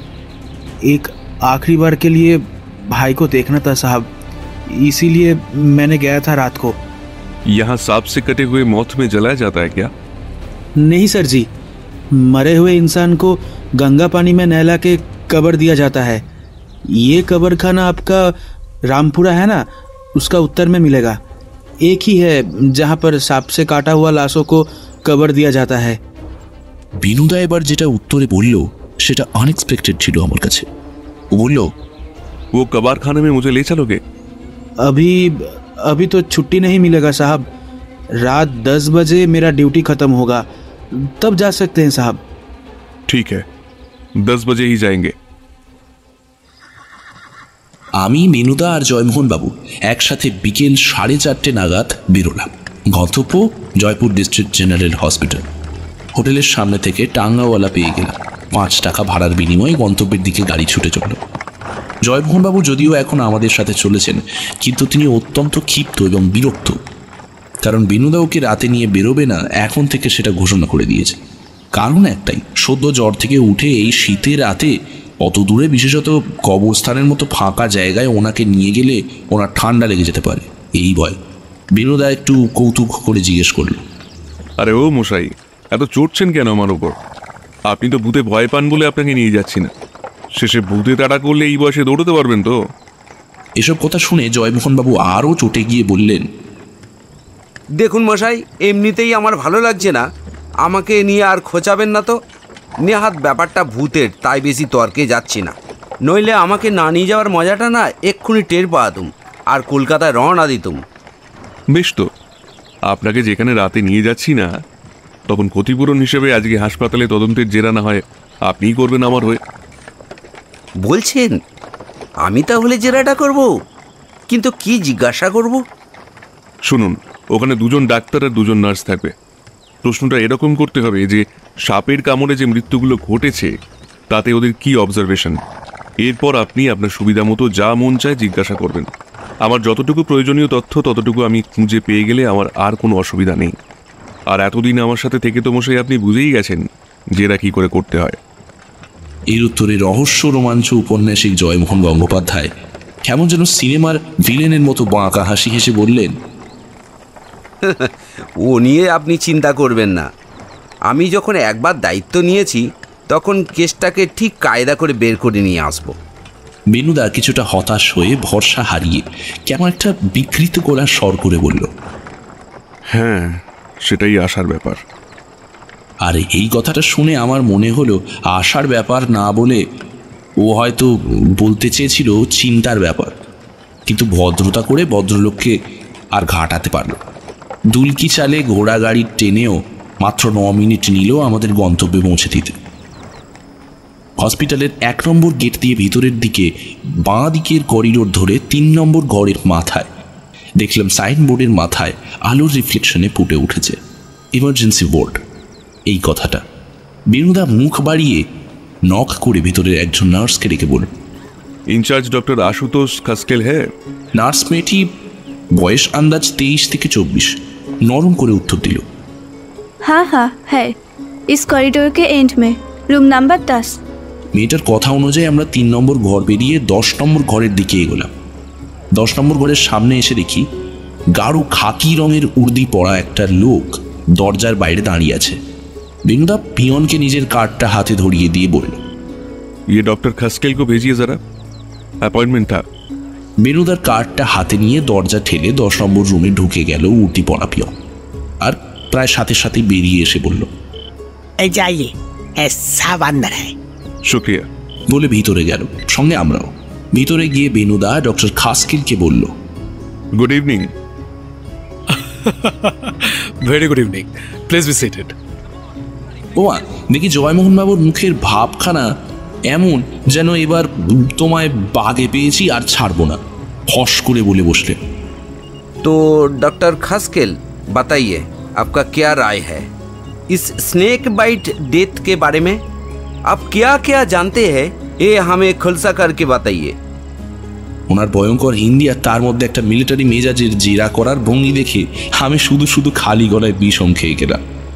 কিন্তু ডাক্তার খাসকেল কোনো রকম বিভ্রান্ত না হয়ে ঠান্ডা গলায় ওনাকে ম্যানেজ দিতে বলে ওঠে, I can't tell you. Rather explain in detail. And for that, I'll call the charge doctors and nurses of the ward. এই শুনে জয়মোহন বাবু একটুও প্রতিহত না হয়ে বরং আরও কিছুটা রাগী গলায় বলল, ওকে, দেন কল দেম। ডক্টর খাসকেল টেবিলের ওপর রাখা কলিং বেলটা প্রেস করতে পিয়ন এসে দাঁড়ালো। উনি নির্দেশের স্বরে বললেন, एंटीवेनम स्क्वाड को खबर भेजो मेरे रूम में आने के लिए।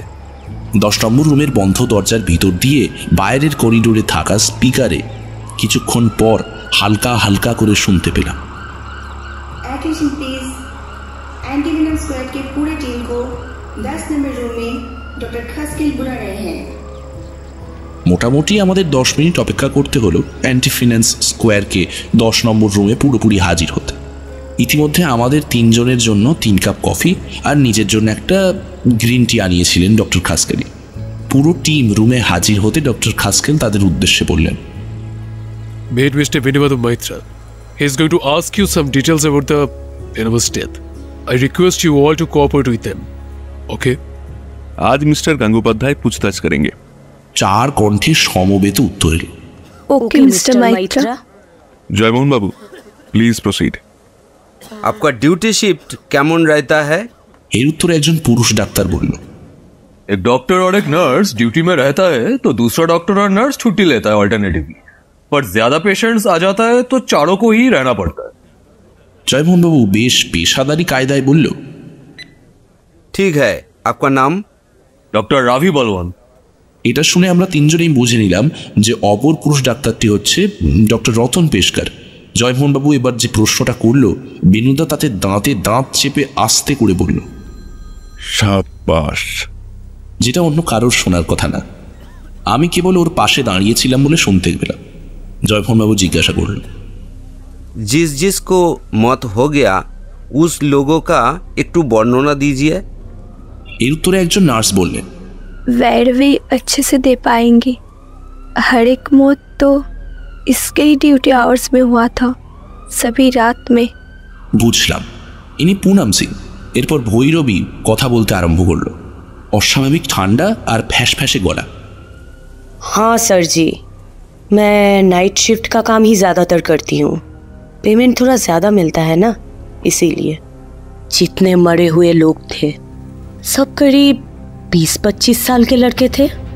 रात 8 से 10 बजे के बीच में वो लोग मर जाते थे। सब लड़का था, कोई लड़की नहीं थी? नहीं sir ji. Okay, got it. উনি কোথা থেকে জানি না এত স্মার্টনেস পেলেন, তবে মন্ত্র বলে হোক আর যাই হোক, ওর এই স্মার্টনেস অটুট থাকলে ওনার প্রখর বুদ্ধি একটু ম্যাচিওর হবে। যাওয়ার আগে বেনুদা ডক্টর খাসকেলের থেকে সকল মৃত এবং জীবিত সাপের কামড়ের পেশেন্টদের বর্ণনা একটা তালিকা চেয়ে নিয়ে আসে। হাসপাতাল থেকে হোটেলের ফিরতে ফিরতে সন্ধ্যা প্রায় 6:30 বেজে গেছে। এই দেখে বেনুদা বলল, চল এক কাপ চা খেয়ে যাই। আমরা নিচের ডাইনিংয়ে বসে 3 কাপ চায়ের অর্ডার দিলাম, সাথে একটা করে পনির বাটার ফ্রাই। জয়মোহনবাবু খুব গর্ব অনুভব করছেন নিজের কাজে, সেটা ওনার মুখ চোখের চাহনি দেখেই বোঝা যাচ্ছে। কিন্তু বেনুদা এখন ওর তারিফ করার মুডে একটুও নেই। বেনুদা চা খাচ্ছে আর শূন্য দৃষ্টিতে কিছু একটা ভেবে চলেছে। বেনুদার এই মুখের ভাবটা আমরা দুজনেই চিনি, তাই দুজনের কেউই ওকে ঘাঁটানোর সাহস পেলাম না। খানিক বাদে ও নিজেই বলল, ব্লাড ব্যাংকের কালেকশন সুপারভাইজার নার্স ভৈরবী জৈনের স্বামী। কি করে বুঝলে? সেই লোকটার নাম রুরু জৈন। সিরেফ টাইটেল ধরেই বুঝে গেলে? রুরু কার নাম জানেন? না, তা তো জানি না। রুরু হচ্ছে শিবের সব থেকে বড় এবং তেজস্বী ভৈরব। এ তো হরিবোল ব্যাপার মশাই। ওদিকে ভৈরবী, এদিকে ভৈরব, আবার দুজনেই জৈন। সন্ধ্যা 7টা নাগাদ বেনুদা আমাদের বলল, তোরা উপরে যা, আমি একটু ঘুরে আসছি। বেশিক্ষণের জন্য নয়, আধ ঘন্টায় চলে আসবো। বলে হোটেলের ডাইনিং থেকেই ও বেরিয়ে গেল আর আমরা রুমে চলে গেলাম। আমি আর জয়মোহনবাবু দুজনেই ঘরে বসে আছি। আমি এখনও অবধি যা যা ঘটনা ঘটে গেছে সেসবগুলোকে একসাথে নিয়ে ক্যালকুলেট করার চেষ্টা করছিলাম, ব্যাপারটা কি হতে পারে। জয়মোহনবাবুর মাথায় কি চলছে জানি না, তবে উনি ক্রমাগত নখ খাচ্ছে। ঠিক 8:46 নাগাদ ডোরবেলটা বেজে উঠল। দরজা খুলে দিতে বেনুদা হাতে একটা ব্রাউন পেপারে মোড়া কি একটা জিনিস নিয়ে ঘরে ঢুকলো। উপর থেকে দেখে যদিও সেটাকে বই বলেই মনে হচ্ছে, ঢুকেই বেনুদা খামটা জয়মোহনবাবুর হাতে দিয়ে বলল, এটা আপনার উপহার। আজকে রাতে আপনাকে না নিয়ে যেতে পারার ক্ষতিপূরণ বলতে পারেন। জয়মোহনবাবু খামটা না খুলেই বললেন, এটা কোন অথারের মশাই? বেনিমাধব শীল। পঞ্জিকা? বেনিমাধব শীলের ফুল পঞ্জিকা। জয়মোহনবাবু, আপনাকে সেই তালিকাটা দিয়ে যাব যার মধ্যে মৃত এবং জীবিত সব সাপের কামড়ের পেশেন্টদের বিবরণ রয়েছে। আমরা যতক্ষণ থাকবো না, তার মধ্যে আপনি বসে বসে মৃত্যুদিন মিলিয়ে তিথি নক্ষত্র দেখে রাখবেন। আর যারা মারা গেছে তাদের জন্মদিন মিলিয়ে সম্ভাব্য রাশি, নক্ষত্র, লগ্ন ইত্যাদি দেখে রাখবেন। মনে রাখবেন, এটার উপর তদন্তের একটা বিশাল বড় সম্ভাবনা নির্ভর করছে। খুব মন দিয়ে করবেন কিন্তু। ঠিক আছে বেনুবাবু, আপনি নিশ্চিন্তে কাজ সেরে আসুন, তার মধ্যে সব খুঁজে রেখে দেব। তারপর 9:30 নাগাদ আমরা রাতের খাওয়া শেষ করে ঠিক 10:10 নাগাদ বেরোলাম, সাথে হরিশ বেয়ারা। তবে রাতের খাওয়া দাওয়া করার আগে বেনুদা দুটো অদ্ভুত টেলিফোন করল আর কয়েকটা পয়েন্ট নিজের সবুজ খাতায় লিখে রাখল। যেমন প্রথমেই ও টেলিফোন করলো কাকে জানি না, তবে বলল, hello, I am from Advocate P.K. Sony's chamber. Okay. Can you please share us the fax number again? Okay. 144321663. Thank you so much. ফেক্সের নাম্বারটা সবুজ খাতায় টুকে নিয়েছিল, সেই সাথে লিখেছিল গগনে মগন। তারপরও আবার একটা টেলিফোন করলো, সেখানেও বলল, hello, speaking from Gargaraj and brothers. Documents flex कर दिया क्या? किसके हाथ भेजेंगे? ठीक है। এবারও খাতায় লিখল গগনেই মগন। সত্যি বলতে কি, গর্গরাজ অ্যান্ড ব্রাদার্স শব্দটা আমার বুকের বাতাসে হিমালয়ের চূড়ার স্পর্শ এনে দিল। জয়মোহনবাবু দেখছি এদিকে কোনো রকম পাত্তাই না দিয়ে বেণীমাধবশীল মুখস্থ করার ভঙ্গিতে সামনে ধরে রেখেছে। ভালোই হয়েছে কিছু শোনেননি, না হলে ওনারও আত্মারাম খাঁচা ছাড়া হয়ে যেত। বেণুদা দেখলাম একদম চুপ করে গেছে, ওর ভুরু দুটো অস্বাভাবিক কুঁচকে গেছে। জয়মোহনবাবুকে ঘরে রেখেই আমরা তিনজন পায়ে হেঁটে যাত্রা শুরু করলাম। কিছুক্ষণ হেঁটেই একটা টাঙা চোখে পড়ল। এই শীতে হাঁটা বৃথা, তাই চুপচাপ আমরা তিনজনেই বেণুদার নির্দেশে টাঙায় উঠে পড়লাম। টাঙ্গাওয়ালাকে বলা হলো, हाँ जी, कबर वाला शमशान में चलो। নির্দেশটা হরিশ বেয়ারাই দিল। প্রায় 20 মিনিট বা তারও কিছুটা বেশি সময়ে টাঙ্গা চড়ে আমরা যে জায়গাটায় পৌঁছালাম সেটা একটা ফাঁকা মাঠ। ঘাস বলতে কিছু নেই, কিন্তু মাঠ। 10 টাকা টাঙ্গাওয়ালাকে দিয়ে ওকে এখানেই অপেক্ষা করতে বলা হলো। আমরা তিনজন পায়ে পায়ে ভেতর দিকে গেলাম। একটা বিশাল অর্জুন গাছের নিচে এসে হরিশ দেখালো, साहब जी, इस कबर में ही है मेरा भाई गिरीश। मैं एक बार देखना चाहता हूँ, वो लकड़ी से कबर का मिट्टी हटाओ जरा। হরিশ দেখলাম কোনো রকম আপত্তি ছাড়াই এক কথায় রাজি হয়ে গেল। শীতকালের শিশিরে ভেজা কবরস্থ নরম মাটি, পড়ে থাকা গাছের একটা মোটামুটি মাপের ডাল দিয়ে চাপ দিতে আলগা হয়ে গেল। প্রথমটায় অন্ধকারে কিছুই বোঝা যাচ্ছিল না মৃতদেহ দেখে। নীলু, টর্চটা মারতো। আমি আর বেণুদা দুজনেই টর্চ এনেছিলাম। আমি একটা টর্চ হরিশের হাতে দিলাম, আর একটা আমি নিজে নিয়ে মৃতদেহের সারা গায়ের ওপরে তীব্রভাবে আলো ফেললাম। আলো ফেলতে গা গুলিয়ে উঠল। মৃতদেহের মুখের কাছে দানা দানাগুলো কি? ওগুলো তো দেখে মনে হচ্ছে আতপ চাল। কপালে ছাই বর্ষ, তেল, সিঁদুর, আরো কি কি সব লেপে দেওয়া আছে। আর তার মধ্যে বেণুদা করে বসলো আর এক কাণ্ড। মৃতদেহ তুলে কবর থেকে বার করতে গেল, আর সাথে সাথে মৃতদেহের পেটের কাছে যে বিভৎস ক্ষত আলগাভাবে জুড়ে সেলাই করা হয়েছিল, সেখান থেকে জুড় করে বালি খসে পড়তে লাগলো। সেই দেখে ফেলুদা আঙুল দিয়ে টিপে টিপে সারা শরীরে কি দেখতে লাগলো। তারপরও নিজের পকেট থেকে নীল কাটার বার করে সেটা দিয়ে পেটের থেকে সেলাইটা কাটলো, আর কাটতেই চামড়া দুটো ফাঁক হয়ে দেখা গেল শরীরের ভিতরের চাপ চাপ বালি। হাড়গোড়, অস্থিমজ্জা, মাংস বলে কিছুই নেই। সাথে সাথে মৃতদেহ রেখে আবার মাটি চাপা দিয়ে দেওয়া হলো। হরিশ অজ্ঞান হয়ে পড়ে যাচ্ছিল। বেণুদা ওকে ধরে নিয়ে বলল, बहुत लड़ना बाकी है हरीश, शांत रहो। বেণুদার এই কথাটা শুনে এক অপার্থিব শোকে ভেঙে পড়ল হরিশ। বেণুদা ওকে সান্ত্বনা দিয়ে বলল, किसी को अभी कुछ बताना मत, और कुछ सबूत मिलने दो, फिर मूव करना है हमें, उससे पहले नहीं। और हाँ, अभी होटल में ही रहना, घर जाना मत। घर में खबर दे दो, कुछ दिन, करीब 3-4 दिन होटल में ही रहना। হোটেল সেফ হোগা তোমার লিয়ে। জয়মোহন বাবুকেও কিছু বলার দরকার নেই, উনি বুঝবেন কম, চিল্লাবেন বেশি। বেণুদার কথা মতো জয়মোহন বাবুকে কিছুই বললাম না।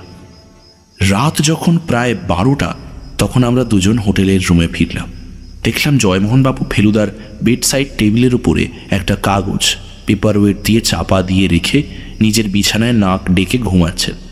হাত পা ধুয়ে বেণুদা এসে খাটে বসে কাগজটা এক মনে পড়তে আরম্ভ করল। আমি কৌতূহল চাপতে না পেরে উঁকি ঝুঁকি মেরে লেখাগুলো পড়ার চেষ্টা করলাম। বুঝতেই পারছিলাম ব্যাপারটা খুবই দুঃসাহসিক হয়ে যাচ্ছে, যে কোনো মুহূর্তে বকা খাবো, কিন্তু তবুও কৌতূহল চাপতে পারিনি। কাগজটার মধ্যে তালিকাবদ্ধভাবে লেখা যেগুলো ছিল, সেগুলো দেখতে গিয়ে একটা অদ্ভুত জিনিস চোখে পড়ল।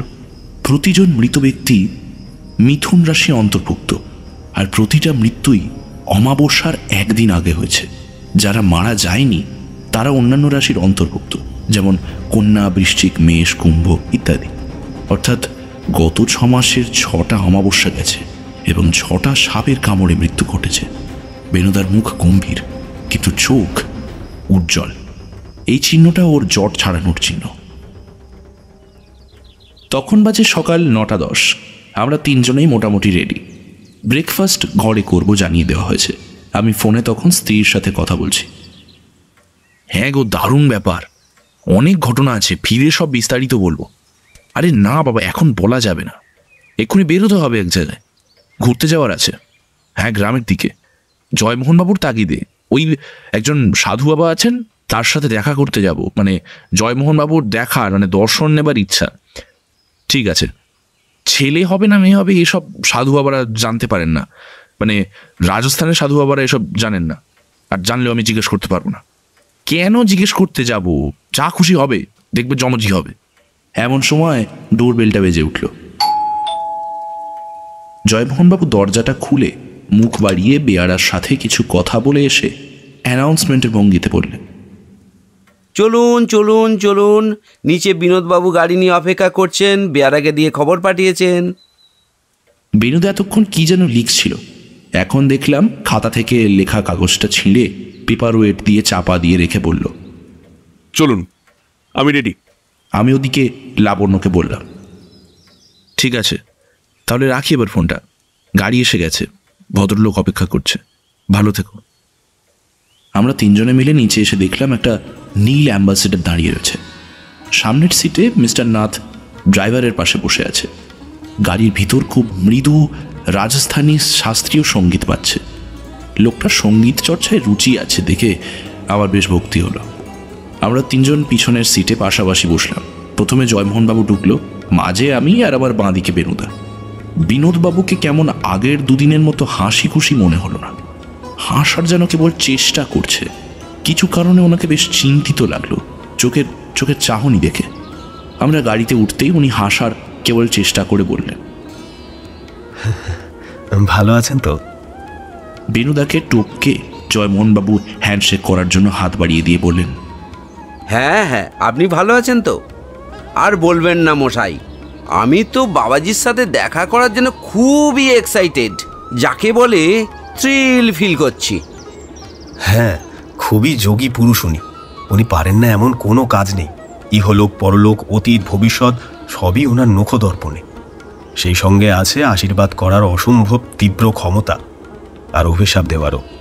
আর বর্তমানকালের সমস্যাগুলি নিয়েও আশা করি কিছু বলতে পারবেন উনি। বর্তমানের কোন ব্যাপারগুলো বেনি মাধব বাবু? এই যে আমাদের উপর ঝিলে কে আক্রমণ করলো, কেনই বা করলো? আমার কি মনে হয় জানেন তো, ওটা হয়তো কোনো একটা অ্যাক্সিডেন্ট। কেউ হয়তো আচমকাই আপনাদের বোটে মেরে দিয়েছে, কেউ হয়তো পাখি টাখি শিকার করতে গিয়ে দূর থেকে বুঝি মেরেছে। কে মেরেছে দেখতে পেরেছিলেন কি? না, তা তো পারিনি। দেখা যাক, সাধু বাবা যদি বলতে পারেন তাহলে তো আমার একটা উপকারই হয়। কাল ওই রাস্তাগুলো দিয়ে এসেছি, বিশাল বড় একটা ব্রিজ, মাথার ওপর দিয়ে আমরা যাচ্ছি, আর নিচ দিয়ে রেল লাইন। মাঝখান থেকে রাস্তাটা ব্রিজের শেষে এসে দুদিকে দুটো ভাগে ভাগ হয়ে গেল। আমরা কালও বাঁদিকে নিয়েছিলাম, আজকেও বাঁদিকের রাস্তায় ধরলাম। এখান থেকে পাহাড় বহু দূরে, হোটেলের থেকে যেমন স্পষ্ট দেখা যায় এখানে ততটা স্পষ্ট নয়, অনেকখানি পিছনে। বেশ কিছুটা সোজা এসে একটা চক্র আবার রাস্তাটাকে দুদিকে ভাগ করে দিয়েছে। আবারও আমরা বাঁ দিকের রাস্তাটাই ধরলাম। এবার বাঁ দিকে কিছুটা গিয়ে বাঁ হাতেই পড়ল একটা বিশাল বড় শ্বেত পাথরে বাঁধানো রাম মূর্তি। মূর্তির চারধারে সিমেন্টের বেদি। এই মূর্তিটাকে দেখে বোঝা যাচ্ছে নিয়মিত পুজো হয়। গলায় টাটকা ফুলের মালা, সামনে ফলমূল সাজানো, একটা ঘিয়ের প্রদীপ জ্বলছে। রাম মন্দিরের পাশের রাস্তাটা সোজা ঢুকে প্রথম ডান হাতের গলি ছেড়ে দ্বিতীয় ডান হাতের গলিতে ঢুকলো। আমরা যদিও গতকাল আরও সোজা গিয়ে তবে কবরস্থানে পৌঁছেছিলাম। ভদ্রলোক গাড়ি থেকে নামার সময় বললেন, এখানেই সাধুজির কুটির। এতক্ষণ জয়মোহনবাবু চুপচাপ বসেছিলেন। এবার গাড়ি থেকে নামার সময় একটা ঘর দেখে দুই হাত তুলে নমস্কার করলেন। বিনোদবাবু বললেন, ও মশাই কি করেন? এইটা না, এর পিছনে। গাড়ি গালিকে বাহার পার্ক করো। এবার আমরা ওনার দেখা দেখি ওনার পিছন পিছন সামনের কুটিরটাকে পাশ কাটিয়ে সরু একটা প্যাসেজের মতো জায়গা দিয়ে পিছন দিকে গেলাম। একটা গোলকে ঘিরে মোট 8টা ছোট ছোট কুঁড়ে ঘর। সবকটা ঘরের মাটির দেওয়াল আর খড়ের ছাউনি। সদর দরজার ঠিক অপর প্রান্তে যে কুঠিরটি রয়েছে সম্ভবত সেটি গুরুদেবের কুঠির, কারণ কিছু ভক্ত দেখলাম তার বাইরে ভিড় করে আছে। বিনোদবাবু উঠোনে পা রাখতে একজন কৌপিন পরা লম্বা চওড়া লোক এসে আমাদের চারজনকে বাঁদিকের শাড়ির 3 নম্বর কুঠির নিয়ে গেল। পা ধোয়ার জল আর গামছা আর একজন কৌপিন পরিহিতা মহিলা এনে দিল। একটা ব্যাপার অনেকক্ষণ থেকেই খেয়াল করছি, এই চৌহদ্দির মধ্যে কোনো মানুষ কথা বলে না। ঘণ্টা বাজছে, আরতির ধোঁয়া ঘুরতে ঘুরতে ওপর দিকে উঠছে। সবই দূর থেকে বুঝতে পারছি, কিন্তু কারোর কথার আওয়াজ পাচ্ছি না। আমরা যখন ঢুকলাম তখন থেকেই দেখছি যে আমাদের যে ঘর দেখিয়ে দিল বা যে আমাদের জল গামছা এনে দিল, তারা কেউই আমাদের সাথে কথা বলল না, এমনকি বিনোদবাবুর সাথেও নয়। আর বিনোদবাবুও তাদের সাথে কোনো কথা বলল না। আমরা হাত পা ধুয়ে মাথায় গায়ে গঙ্গার জল ছিটিয়ে শুদ্ধ হয়ে তবে পুজোর ঘরে যাবার অনুমতি পেলাম। পুজোর ঘরে গিয়ে দেখি বিশাল দেহি এক সৌম্যকান্তি পুরুষ, তার টকটকে ফর্সা গায়ের রং আর লাল পট্ট বস্ত্র পরিধানে দেবী মূর্তির সামনে ধনুচি ঘোরাচ্ছে আমাদের দিকে পিছন করে। ভক্তের ভিড় ততক্ষণে অনেক কমে গেছে। দেবী মূর্তির এক অদ্ভুত দর্শন, কালো কোষ্ঠী পাথরের ন্যায় দেহ, অর্ধ উলঙ্গ, বিশাল জিভ থেকে রক্তের ধারা নেমে আসার চিহ্ন, 4টি হাতে খড়গ, ডমরু, ত্রিশূল ও নরমুণ্ড, গলায় নরকঙ্কাল ও করটির মালা, সেই সঙ্গে রয়েছে রক্তজবার মালা। আমি ফিসফিস করে এই ভয়ঙ্কর দেবীর নাম জিজ্ঞাসা করলাম। ইনি কোন দেবী? কালী? না, ঠিক কালী নয়, চামুন্ডা, কালীর অপর রূপ। ঠিক তখনই ধনুচি দিয়ে আরতি করা শেষ হলো। আমাদের দিকে মুখ ফেরাতেই আমি এক কথায় যাকে বলে থ হয়ে গেলাম। জয়মোহনবাবুর মুখ থেকে একটা গোঙানির মতো কেবল শব্দ বেরিয়ে এলো। বিনোদার কি মনের অবস্থা সেটা অবশ্য ওর মুখ দেখে বোঝা যাচ্ছে না। ওদিকে বিনোদবাবু হাত জড়ো করে প্রণাম করলেন আর সেই সঙ্গে ভক্তি উভয় প্রকাশ করছেন সামনের মূর্তিমান বিভীষিকার সামনে।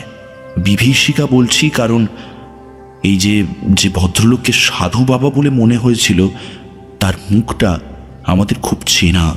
তার সাথে আমাদের পরিচয় প্রথমবার সেই বেনারসে গগনলাল গর্গরাজ। বয়সের পরিণতিতেই হোক আর যাই হোক, এই ভয়ঙ্কর বদমাসটার সামনে আমার মুখ ফসকে কথাটা বেরিয়ে গেল। গগনলাল গর্গরাজ? আমাকে আর জয়মোহন বাবুকে চমকে দিয়ে এবার বেনুদা বলল, না, মোহনলাল গর্গরাজ। আমি জয়মোহন বাবু কোনো কিছু জিজ্ঞাসা করব এর আগেই গগনলাল গর্গরাজ জয়মোহন বাবুর মাথায় তার ডান হাতটা আশীর্বাদের ভঙ্গিতে রাখল আর মুখে বলল, জয় মা চামুণ্ডে। এখানে একটা কথা বলে রাখা দরকার, গগনলাল গর্গরাজের চেয়ে এনার চেহারার কিছু পার্থক্য আছে। যেমন গগনলাল গর্গরাজের চেয়ে ইনি আরও অনেক বেশি লম্বা, ফর্সার, সাধু সন্ন্যাসী হবার জন্য মাথায় জটা রয়েছে আর মুখে অবিন্যস্ত দাড়ি গোঁফ। কিন্তু মুখের আদল দুজনেরই বলতে গেলে হুবহু এক। বিনোদবাবু এবার সবিনয়ে বেনুদার উদ্দেশ্যে বললেন, বেণীমাধব বাবু, আপনাদের তো হয়েই গেছে, আমার শুধু 5টা মিনিট লাগবে।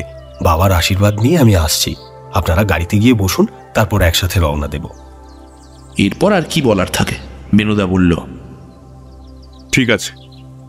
এরপর আমরা 3 জন গাড়ির দিকে রওনা দিলাম। আমাদের 3 জনেরই মুখ বন্ধ। বেনুদা যেন গভীর চিন্তায় মগ্ন, এমন একটা মুখের ভাব করে ভ্রু দুটোকে অস্বাভাবিক কুঁচকে চুপচাপ গাড়ির দিকে হাঁটতে লাগলো। আমি আর জয়মোহনবাবু ওর পাশাপাশি হাঁটছিলাম, কিন্তু কেউ কোনো কথা বলার মতো অবস্থায় ছিলাম না। গলির বাইরে নীল অ্যাম্বাসেডারটা দাঁড় করিয়ে রাখা ছিল। বাইরে থেকে দেখতে পেলাম ড্রাইভার তার ভেতরে বসে নেই, গাড়ির পুরো কাঁচ টাচ তোলা। আমরা গিয়ে দরজা খুলে গাড়ির ভিতর 3 জনে পাশাপাশি বসলাম। প্রথমে জয়মোহনবাবু মাঝখানে, আমি আর আমার বাঁ দিকে বেনুদা। গাড়ির ভিতরে ধুনার হালকা গন্ধ। বুঝলাম ড্রাইভার হয়তো আরতির ধোঁয়া গাড়িতে ঘুরিয়ে নিয়ে গেছে। প্রথমেই দেখলাম বেনুদা চোখ বন্ধ করে গাড়ির সিটে এলিয়ে পড়েছে।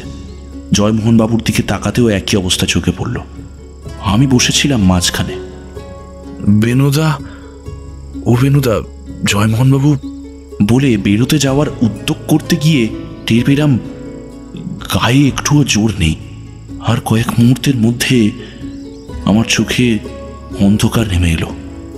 অজ্ঞান হয়ে যাওয়ার আগে এইটুকু মাথায় খাটাতে পেরেছিলাম যে ধোঁয়ার মধ্যে ক্লোরোফর্ম মেশানো আছে, তাই অজ্ঞান হয়ে যাচ্ছি। জ্ঞান ফিরল কতক্ষণ পর সে কথা বলতে পারবো না, তবে জ্ঞান ফেরাতে সাহায্য করছিল বেনুদা। একটু একটু করে জ্ঞান ফিরতে বুঝতে পারলাম মুখের উপর ঝুঁকে আমার নাম ধরে ডাকছে বেনুদা। নীলু, এই নীলু, কেমন লাগছে শরীর? এই নীলু, তাকানোর চেষ্টা কর। হ্যাঁ হ্যাঁ, তাকা তাকা। এই নীলু। আমার পুরোপুরি হুঁশ আসতে লেগেছিল আরো 1 মিনিট। আমি বেনুদার সাহায্যে উঠে বসে বললাম, কোথায় গো বেনুদা আমরা এখন? এটা কোন জায়গা? বেনুদা উত্তরে বলল, সম্ভবত জলমহলের একদম নিচের তলায়। জলমহলের নিচের তলা? কি করে বুঝলে? বেনুদা আঙুল দিয়ে জানলার দিকে নির্দেশ করতে ব্যাপারটা আমি বুঝতে পারলাম। বেনুদা বলল, কাঁচের বাইরে জলের স্তরটা ঠিক দেখে মনে হচ্ছে যথেষ্ট নিচে আছি, হয়তো 1 তলার কাছাকাছি। সত্যি ঝাপসা কাঁচ দিয়ে বাইরের জল চিকচিক করছে। সম্পূর্ণ চিকচিক করছেও বলা যায় না, এতটা নিচে চাঁদের আলো পুরোপুরি এসে পৌঁছাচ্ছে না। আমি বললাম, ও বেনুদা, আমরা যখন ওখানে অজ্ঞান হয়ে যাই তখন তো খুব বড় জোর বেলা 12টা কি 1টা, আর এখন তো মনে হচ্ছে সন্ধে বা রাত। সম্ভবত মাঝরাত, কারণ আর যাই হোক যে সময়টা লোকজন চলাচল করে সেই সময়টায় 3টে অজ্ঞান মানুষকে জলমহলে নৌকা করে নিয়ে আসবে না ওরা। এটুকু বুদ্ধি তো যে কারোর থাকে। আর জলমহল এলাকা যথেষ্ট জমজমাট থাকে সন্ধ্যাবেলা। আগের দিন তো দেখেছিস। সমস্যা হচ্ছে আমার রিভলভারটা ওরা বার করে নিয়েছে। এখন এখানে নিরস্ত্র অবস্থায় বসে থাকা ছাড়া আর কোনো উপায় নেই। আমি নিরুপায়, অসহায় ক্ষোভ প্রকাশ করে বললাম, কি করবে কিছুই বুঝতে পারছি না আমাদের সাথে, ভণ্ড সাধু একটা। সেই মুহূর্তে আমার কথাকে নস্যাৎ প্রমাণ করে সাড়া দিল রহস্য রোমাঞ্চ উপন্যাসিক জয়মোহন গঙ্গোপাধ্যায়। এতক্ষণ ওনার কথা ভুলেই গেছিলাম বলতে গেলে, কিন্তু উনি নিজের এবং সাধু বাবার কৃতিত্বের অস্তিত্ব একই সঙ্গে প্রমাণ করে দিলেন। ও বেনুবাবু, মোরা হয়ে কাবু, বন্দি হয়েছি কোথা, তবে বুঝিলাম মোরেই নাম, যাবে না পদ্মে বিথা। সেরেছে লোকটা, যে পুরো ছন্দে কথা বলছে। বাবাজির কাছে যাওয়ার ওনার অভিপ্রায় সফল হয়েছে দেখছি। বিপদে পড়ে অন্যান্যবার ওনার যে থরহরি কম্পমার্কা বাচনভঙ্গি ফুটে ওঠে, এবার ছন্দে কথা বলার আশীর্বাদ প্রাপ্ত হয়ে সেই ভয়টা একেবারে বেমালুম কাটিয়ে উঠেছেন। বেনুদা নিজের বিরক্তির ভাবটা যতটা সম্ভব চেপে রেখে ওনাকে বলল, জয়মোহন বাবু, আপনি এখন জলমহলের গ্রাউন্ড ফ্লোরে। জয়মোহন বাবু এবার উত্তরে বললেন, এ কি শুনি হায়, এসেছি এ কোথায়, ভয়ে যে শ্বাস পালায়, জলেরও তলায়, বলো কি উপায়, কেমনে প্রাণটা বাঁচানো যায়? আপাতত ঠুটো জগন্নাথ হয়ে বসে থাকুন, আর কোনো সম্ভাবনা নেই। এই অবধি বেনুদার কথা শেষ হতে দরজা খোলার আওয়াজ। এর সাথে মোট 5 জন ঘরে প্রবেশ করল। 3টে গুন্ডা গোছের লোকের হাতে 3টে পিস্তল, যেগুলো আমাদের 3 জনের দিকে তাক করা রয়েছে। আর সেই সঙ্গে ঘরের ভেতর ঢুকেছে সাধু বাবা আর বিনোদ বিহারীনাথ। 5 জনের মুখেই হিংস্র শেয়ালের হাসি। সাধু বাবা এবার ভাঙা ভাঙা হিন্দি বাংলা মিশিয়ে বলল, আমার নাম কি আছে বলেন তো বেনু বাবু? আপনি তো শুনিয়েছি খুব বড় গোয়েন্দা আছেন।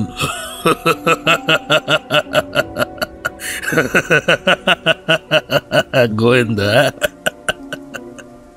বলে বিশ্রী করে অট্টহাসি হেসে উঠল। বেনুদা এর উত্তরে কঠিন কিন্তু ঠান্ডা ও দৃঢ় কণ্ঠে বলে উঠল, জানি, মোহনলাল গর্গরাজ। কি তাই তো? গগনলালের ছোট ভাই মোহনলাল। এর উত্তরে মোহনলাল গর্গরাজ বলল তেমনি ঠান্ডা গলায়, ঠিকই বলিয়েছেন বেনু বাবু, আমরা 2 ভাই। মানুষ পুষে কোনোদিন সফল অ্যান্টি সোশ্যাল হওয়া যায়? আপনি বলেন। মানুষের ডোর আছে, ভয় আছে, সবচেয়ে গলত হলো ওর বিবেক ভি আছে। গগনটার ব্যবসায় বুদ্ধি নাই, ও এসব পুষে টুসে ভাবছে ব্যবসা চালাবে। अरे धंधा करना है तो ताकत चाहिए, पर इंसानी ताकत का तो एक लिमिटेशन होता है ना। क्या अंकल, आपका लिमिटेशन भी तो खत्म कर दिया ना मैंने आज। कोई ना, गगन के हाथ में धंधा डूबेगा, इसलिए मैंने थोड़ा मदद किया उसको। वरना मेरा कोई मतलब नहीं है इस बिजनेस में। मैं तो साधना करता हूँ और क्या। এইটুকু বলতেই বেনুদা গম্ভীর গলায় বলে বসল, আর বাকিটা আমি বলছি মিস্টার গার্গরাজ জুনিয়র। আপনার ভাইয়ের তো বহুদিনের অ্যান্টিক ডিলিং এর ব্যবসা। এখন ওনার নজরে পড়েছে জয়পুরের অ্যান্টিক আর্টের উপর। তার প্রথম শিকার হলো এই জলমহলের দেওয়ালে টাঙানো সোনার তৈরি রং ছবি। এইখানে তো আপনি আগে থেকেই ছিলেন। ওনাকে সাথ দিতে লাগলেন আপনার সিদ্ধ হস্ত, কালা জাদু বা ব্ল্যাক ম্যাজিক, বা আরও ভেঙে বললে ভুয়ো ভেন্টিলিকুইজমের মাধ্যমে। আর এর জন্য আপনার দরকার ছিল কিছু যোগ্য মৃতদেহ, যার শরীরে রক্তক্ষরণ দ্বারা অপঘাতে মৃত্যু হয়নি, এমন 20-25 বছর বয়সী মিথুন রাশিজাত পুরুষ মৃতদেহ। আর এই প্রক্রিয়া সম্পন্ন করার জন্য অন্যান্য উপাচারের সাথে প্রয়োজন ছিল নররক্ত। আপনারা পুরো টিম নিয়ে মিটিং করে স্থির করলেন যে সাপের কামড়ে মৃত্যু অপঘাত নয়। বাড়ি বাড়ি বাড়তে লাগলো সাপের কামড়ের হার। কম বয়সী ছেলেরাই এর আক্রান্ত, এতেও আপনাদেরই সাগরেদ নিযুক্ত। যাই হোক, হাসপাতালে চিকিৎসার জন্য তারা এলে জন্মদিন মিলিয়ে বেছে নিলেন মিথুন রাশির জাতক। আপনার স্বাধীন ভৈরবী রাতে নির্জনতার সুযোগে তাকে অপর্যাপ্ত অ্যান্টিভেনাম ইনজেক্ট করে। তার পক্ষে সম্ভব ছিল এটা। সে নার্সিং স্টাফ, ইঞ্জেকশন দেওয়ার কর্তব্য তারই, কেউ সন্দেহ করে না। দেখা যাচ্ছে মৃত্যুর হার খুবই কম এই সাপের কামড়ে। সুতরাং এটাও মৃতের অদৃষ্ট তা মানতে বাধা নেই। প্রতিটা মৃত্যু অমাবস্যার একদিন আগে, ফলে কবরস্থ মৃতদেহ অমাবস্যায় তুলে এনে তার ওপর কালো শক্তি প্রয়োগ করে তাকে কৃত্রিমভাবে কাজে নিযুক্ত করা হতো। সে মৃত অথচ চলৎশক্তিপূর্ণ দেহটি রাতের অন্ধকারে জলমহলের ভেতর থেকে একটা একটা করে অ্যান্টিক ছবি বাইরে চালান করে দিচ্ছিল প্রতি অমাবস্যায়। আর সেই জায়গায় রাখা হচ্ছিল নকল ছবি। প্যাকিং কেসে মোড়া বিশাল আয়তনে ছবির বাক্স দেখে দূর থেকে মানুষ মনে করেছিল মাথায় করে ভূতেরা পাথরের স্ল্যাব নিয়ে হাঁটে। এটা ভাবা অস্বাভাবিক নয়, কারণ জলমহল সংস্করণের কাজে নিযুক্ত। এটার ফলে দুটো লাভ হয়েছিল: একে অপশক্তিকে কাজে লাগিয়ে অধিক কার্যসিদ্ধি, দুই ভূতের ভয় দেখিয়ে জলমহল থেকে লোকজনকে দূরে রাখা।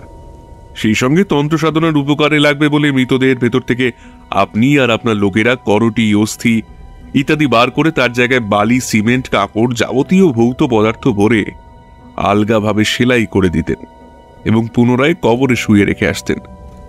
বেনুদা এই অবধি বলার পর আমি জিজ্ঞাসা করলাম, ব্লাড স্মাগলিং আর সেদিন বোটে আমাদের উপর তীর ছোড়ার ব্যাপারটা?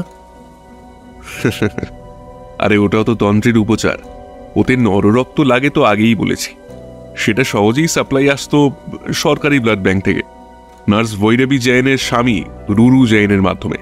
পয়সার কাছে বিক্রি হয়েছিল রুরু, আর ভক্তিতে বিক্রি হয়েছিল ভৈরবী। আর আপনি মিস্টার নাথ, আপনি তো পাওয়ার অফ অ্যাটর্নির সাহায্যে এই অ্যান্টিক বিক্রি করতে এসেছিলেন। এর মধ্যে এয়ারপোর্টে দেখা হলো আমাদের সাথে। আমরা না চিনলেও আপনি আমাদের ঠিকই চিনেছিলেন। যতই হোক, আমারই কারণে আপনার মালিকের স্বাদের বেআইনি ধান্দা চৌপাট। আর এইবার আসি তীর ছুঁড়ে বোটে ফুটো করার ব্যাপারে। সেটা ওই বিনোদবাবু মোহনলালের কথায় তার লোকজনদের দিয়ে করিয়েছিলেন। আবার সবশেষে নিজেই আমাদেরকে বাঁচাতে আসেন, যাতে করে তিনি আমাদের বিশ্বাসযোগ্য পাত্র হয়ে ওঠেন। বিনোদার কথা শুনে বিশ্রী অট্টহাসি হেসে বিনোদবাবু বললেন,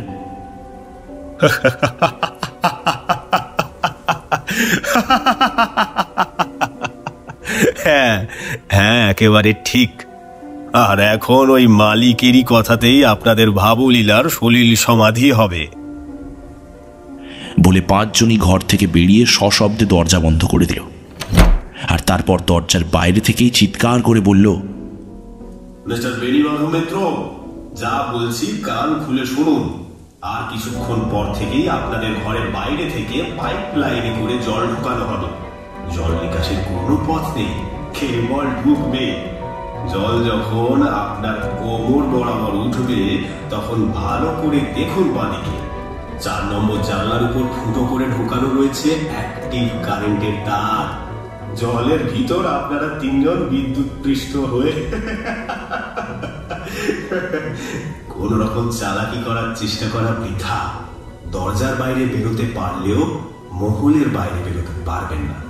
আমাদের কাছে কিন্তু বন্দুক আছে, আপনার কোল্ড 32টাও আছে। আমি ততক্ষণ উপরে যাই, ছবিগুলো কিনতে আজ লোক আসবে। শেষ 3টে ছবি, 20,000 পাউন্ড। আপনারা ততক্ষণ মৃত্যুর প্রতীক্ষা করুন।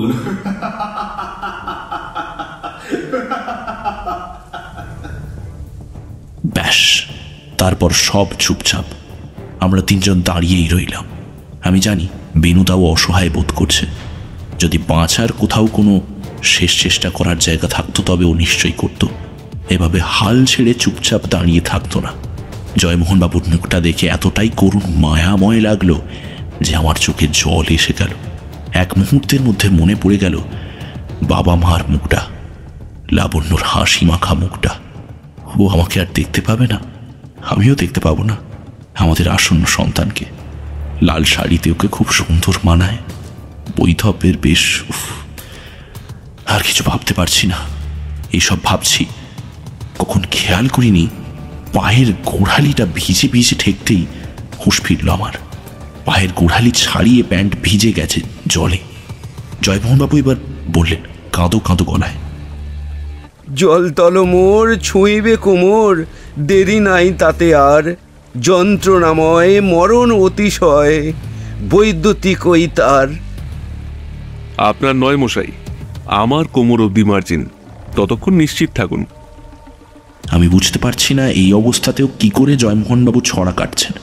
হঠাৎ জয়মোহনবাবু ঠিক গুনে গুনে 7 কি 8 মিনিট পরে বিস্ফারিত চোখে ভয়ে আতঙ্কে কাঠ হয়ে এক নিঃশ্বাস যখন ছড়া কাটতে আরম্ভ করল, তখন জলের লেভেল আমার হাঁটুর চেয়ে 5-6 ইঞ্চ নিচে। জয়মোহনবাবু বলল, মা মনসার জীবে, যারে কণ্ঠে ধরেছে শিবে, দংশিবার অভিপ্রায়, শেষে কিনা মোদেরই খুঁজিয়া পায়। বেনুদা এবার থমকে উঠল। ভালো করে দেখুন, রজ্জুতে সর্পভ্রম হয়েছে। ওটা একটা দড়ি, ঘরের কোথাও পড়েছিল হয়তো, এখন জলে ভাসছে। সত্যি কথা বলতে কি জয়মোহনবাবুর একার নয়, আমারও ভালো করে ঘরটা এসবের চক্করে দেখা হয়নি। বলতে গেলে একটা বিশাল হল ঘরের মতো ঘর। দুদিকের অর্থাৎ সদর দরজার ডান দিকের বাঁ দিকের দেওয়ালে 7টা করে 14টা মোট জানলা, যার এদিক ওদিক পড়ে আছে বালি সিমেন্টের বস্তা। সম্ভবত এই ঘরে খালি বস্তা ছেঁড়া দড়ি এইসব রাখা হতো সংস্করণের সময়। বেনুদা বলে উঠল, নীলু উপরে তাকা। বেনুদার চোখ চকচক করছে। আমি উপরে তাকানোর আগে নিচে তাকালাম একবার। জল আমার হাঁটু স্পর্শ করেছে। উপরে তাকিয়ে দেখলাম সিলিং থেকে ঝুলছে বিশাল বড় পদ্ম ফুলের আকৃতির পিতল ও কাঁচ মেশানো ঝাড়বাতি, আর তাকে দুপাশ থেকে আঁটো সাঁটো করে ধরে রেখেছে মোটা মোটা দুটো শিকল, যা ছাদের অন্য প্রান্ত পর্যন্ত বিস্তৃত, পূর্ব থেকে পশ্চিম আর উত্তর থেকে দক্ষিণ।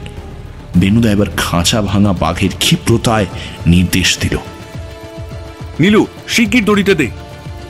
বলে আমার হাত থেকে দড়ি নিয়ে বিশেষ রকম কায়দা করে ঘুরিয়ে ঘুরিয়ে ওপর দিকে ছোড়াতে দড়িটা পাক খেয়ে শীতলের ভিতর ঢুকে গেল। বেনুদা প্রথমে জয়মোহনবাবুকে নিজের সর্বশক্তি দিয়ে উঁচু করে ধরে বলল, আপনি একটু কষ্ট করে আমার ঘাড়ে ভর রেখে দড়ি বেয়ে উঠে শিকল ধরে ঝুলে পড়ুন। বেচারা জয়মোহনবাবু ভ্যাবা চাকা খেয়ে আমতা আমতা করতে গিয়ে বেনুদার কাছে আর এক মুখ্যম ধমক খেল, আরে উঠুন না মশাই, দেখছেন হাতে সময় কম। এক ধমকে জয়মোহনবাবু তরতরিয়ে শিকল অবধি পৌঁছে গেছেন। জল আমার হাঁটু ছুঁয়ে ওপর দিকে আরো প্রায় 1 ইঞ্চি। এবার বেনুদা শুধু আমার দিকে তাকালো, কিছু বলতে হলো না। আমি ওর সাহায্য ছাড়াই দড়ি বেয়ে উঠে পড়লাম। বেনুদা সবার শেষে। ও যতক্ষণে শিকল ছুঁয়েছে ততক্ষণে কারেন্টের তারের মুখ জলে ডুবে বুদবুদ তৈরি করেছে। আমার মনে হলো এক টুকরো দড়ি আমাদের সাক্ষাৎ মৃত্যুর হাত থেকে বাঁচিয়ে আনল। জয়মোহনবাবু যেহেতু প্রথম উঠেছিলেন, তাই ওনার হাতের উপর দিয়ে ধকল বেশিক্ষণ ধরে যাচ্ছে। উনি এবার ঘ্যান ঘ্যান করে উঠলেন, আরে ও মশাই, সেই যখন মরতেই হবে, হাতের শিরা ছিঁড়ে কেন মরবো? কারেন্টের শক খেয়ে অবশিষ্ট 2 গাছা চুল খাড়া করেই মরি। আমি আর পারছি না মশাই, আমি আর পারছি না। জয়মোহনবাবুর জ্ঞান জ্ঞানানি থেমে যেতে ভারী মতো শব্দ কানে এলো। 2 সেকেন্ড পরে আবার জোরালো রিভলভারের গর্জে ওঠার শব্দ, আর সঙ্গে সঙ্গে হুড়মুড় করে দরজা খুলে গেল। দরজার ভেতর থেকে ঢুকে এলো 6 জন রাজস্থানী পুলিশের লোক। তার মধ্যে একজন হলো ইন্সপেক্টর শর্মা। আর ঘরের সব জল হু হু করে এসে পাথারি ছাড়িয়ে পড়ল। আর একই সঙ্গে আর একটা ঝপাং করে শব্দ তুলে জয়মোহনবাবুর জলে আত্মসমর্পণ করলেন। আমি অবাক হয়ে দেখি জয়মোহনবাবু আর পুলিশ কর্মচারীরা প্রত্যেকে অক্ষত দেহে জ্বরের মধ্যে দাঁড়িয়ে আছে। বুঝলাম কারেন্টের তার ডিঅ্যাক্টিভেটেড করা গেছে। এবার বেনুদার দেখা দেখি আমিও হাতের মুঠো আলগা করে মেঝেতে লাফ দিলাম। বেনুদা इंस्पेक्टर उद्देश्य बोल, आल छोड़ दिया था, ठीक टाइम में आकर हमारा जान बचा लिया आपने। से थैंक्स टू हरीश मिस्टर माइत्ता। এবার দরজার বাইরে থেকে ভিতরে এলো হরিশ বেয়ারা। हरीश बोल, साहब ने मेरे लिए एक चिट्ठी छोड़ के गया था। मैं रूम सर्विस करने के टाइम मुझे वो चिट्ठी मिला। उसमें साहब ने ही लिख के गया था कि अगर उन लोग शाम 7 बजे तक नहीं लौटे तो शर्मा साहब को जाके दूसरा चिट्ठी देने के लिए। टेबल में सील किया हुआ और एक चिट्ठी मुझे मिला, उसके ऊपर शर्मा साहब का नाम भी लिखा था। हाँ, और वो चिट्ठी में ही उसका एंटिसिपेशन एंड डिटेक्शन लिखा था। हम लोग पहले रामपुरा का आश्रम में गए थे पर वहाँ कुछ नहीं मिला, तो फिर चिट्ठी में जो एम्बेसडर का कलर और नंबर लिखा था उसका ही तलाश करते करते यहाँ पहुँच गए और आके देखा कि स्मगलर्स और उसके सब साथी लोग सब मिलके आखिरी 3 पेंटिंग्स को बेच रहे थे। बस एकदम रंगे हाथों पकड़ लिया। ঝিলের উপর নীল প্যাডেল বোটে আমি আর বেনুদা পাশাপাশি, আর জয়মোহনবাবু আর হরিশ পাশাপাশি। জয়মোহনবাবু জিজ্ঞেস করলেন, সবই তো বুঝলাম মশাই, কিন্তু গাড়ির কথাটা আপনি আগে ভাগে চিঠিতে লিখলেন কি করে? জয়মোহনবাবুর প্রশ্নে বেনুদা একটু হেসে বলল, আমি জানলার ধারে বসেই চিঠি লিখছিলাম। মিস্টার নাথকে অনেক আগেই আসতে দেখি। যাই বলুন মশাই, বাবা মোহনলাল গার্গরাজের কিন্তু এলেম আছে। এত সুন্দরে ভরা জয়পুরে তারই মাঝে হলো মনোভগ্ন। ডেঙ্গুরে হায় পেরিল যেথায়, জলমহলে জলমগ্ন।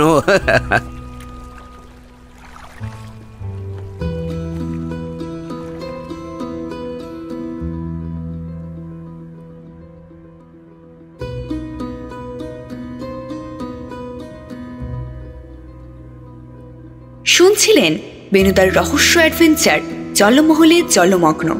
তবে রোমাঞ্চনার রহস্য তা কিন্তু এখনো শেষ হয়নি। আপনাদের মধ্য থেকে একজন সঠিক উত্তর দিয়েছে নীলেশদার করা সেই ডায়েরি অন্তর্ধানের ধাঁধার। উত্তর হবে, বলে দিচ্ছি কিন্তু, তবে দিনের মধ্যে 3 মঙ্গল, ওপর মাথা নীল, মাথা নীলে পড়ে থাকে কেবল পুর, মায়ের প্রতি আগে, মায়ের আগে প্রতি বসালে হবে প্রতিমা, মায়ের পিছে জাগে, প্রতিমার পিছন দিকে। আর বাকিটা তো সহজ। তাহলে আজকের মতো টাটা, গুড বাই। শুনতে থাকুন 97.1 দ্য ট্রিনিটি। এটা গল্পগুচ্ছের ডালি, সুখের সময় এক ফালি।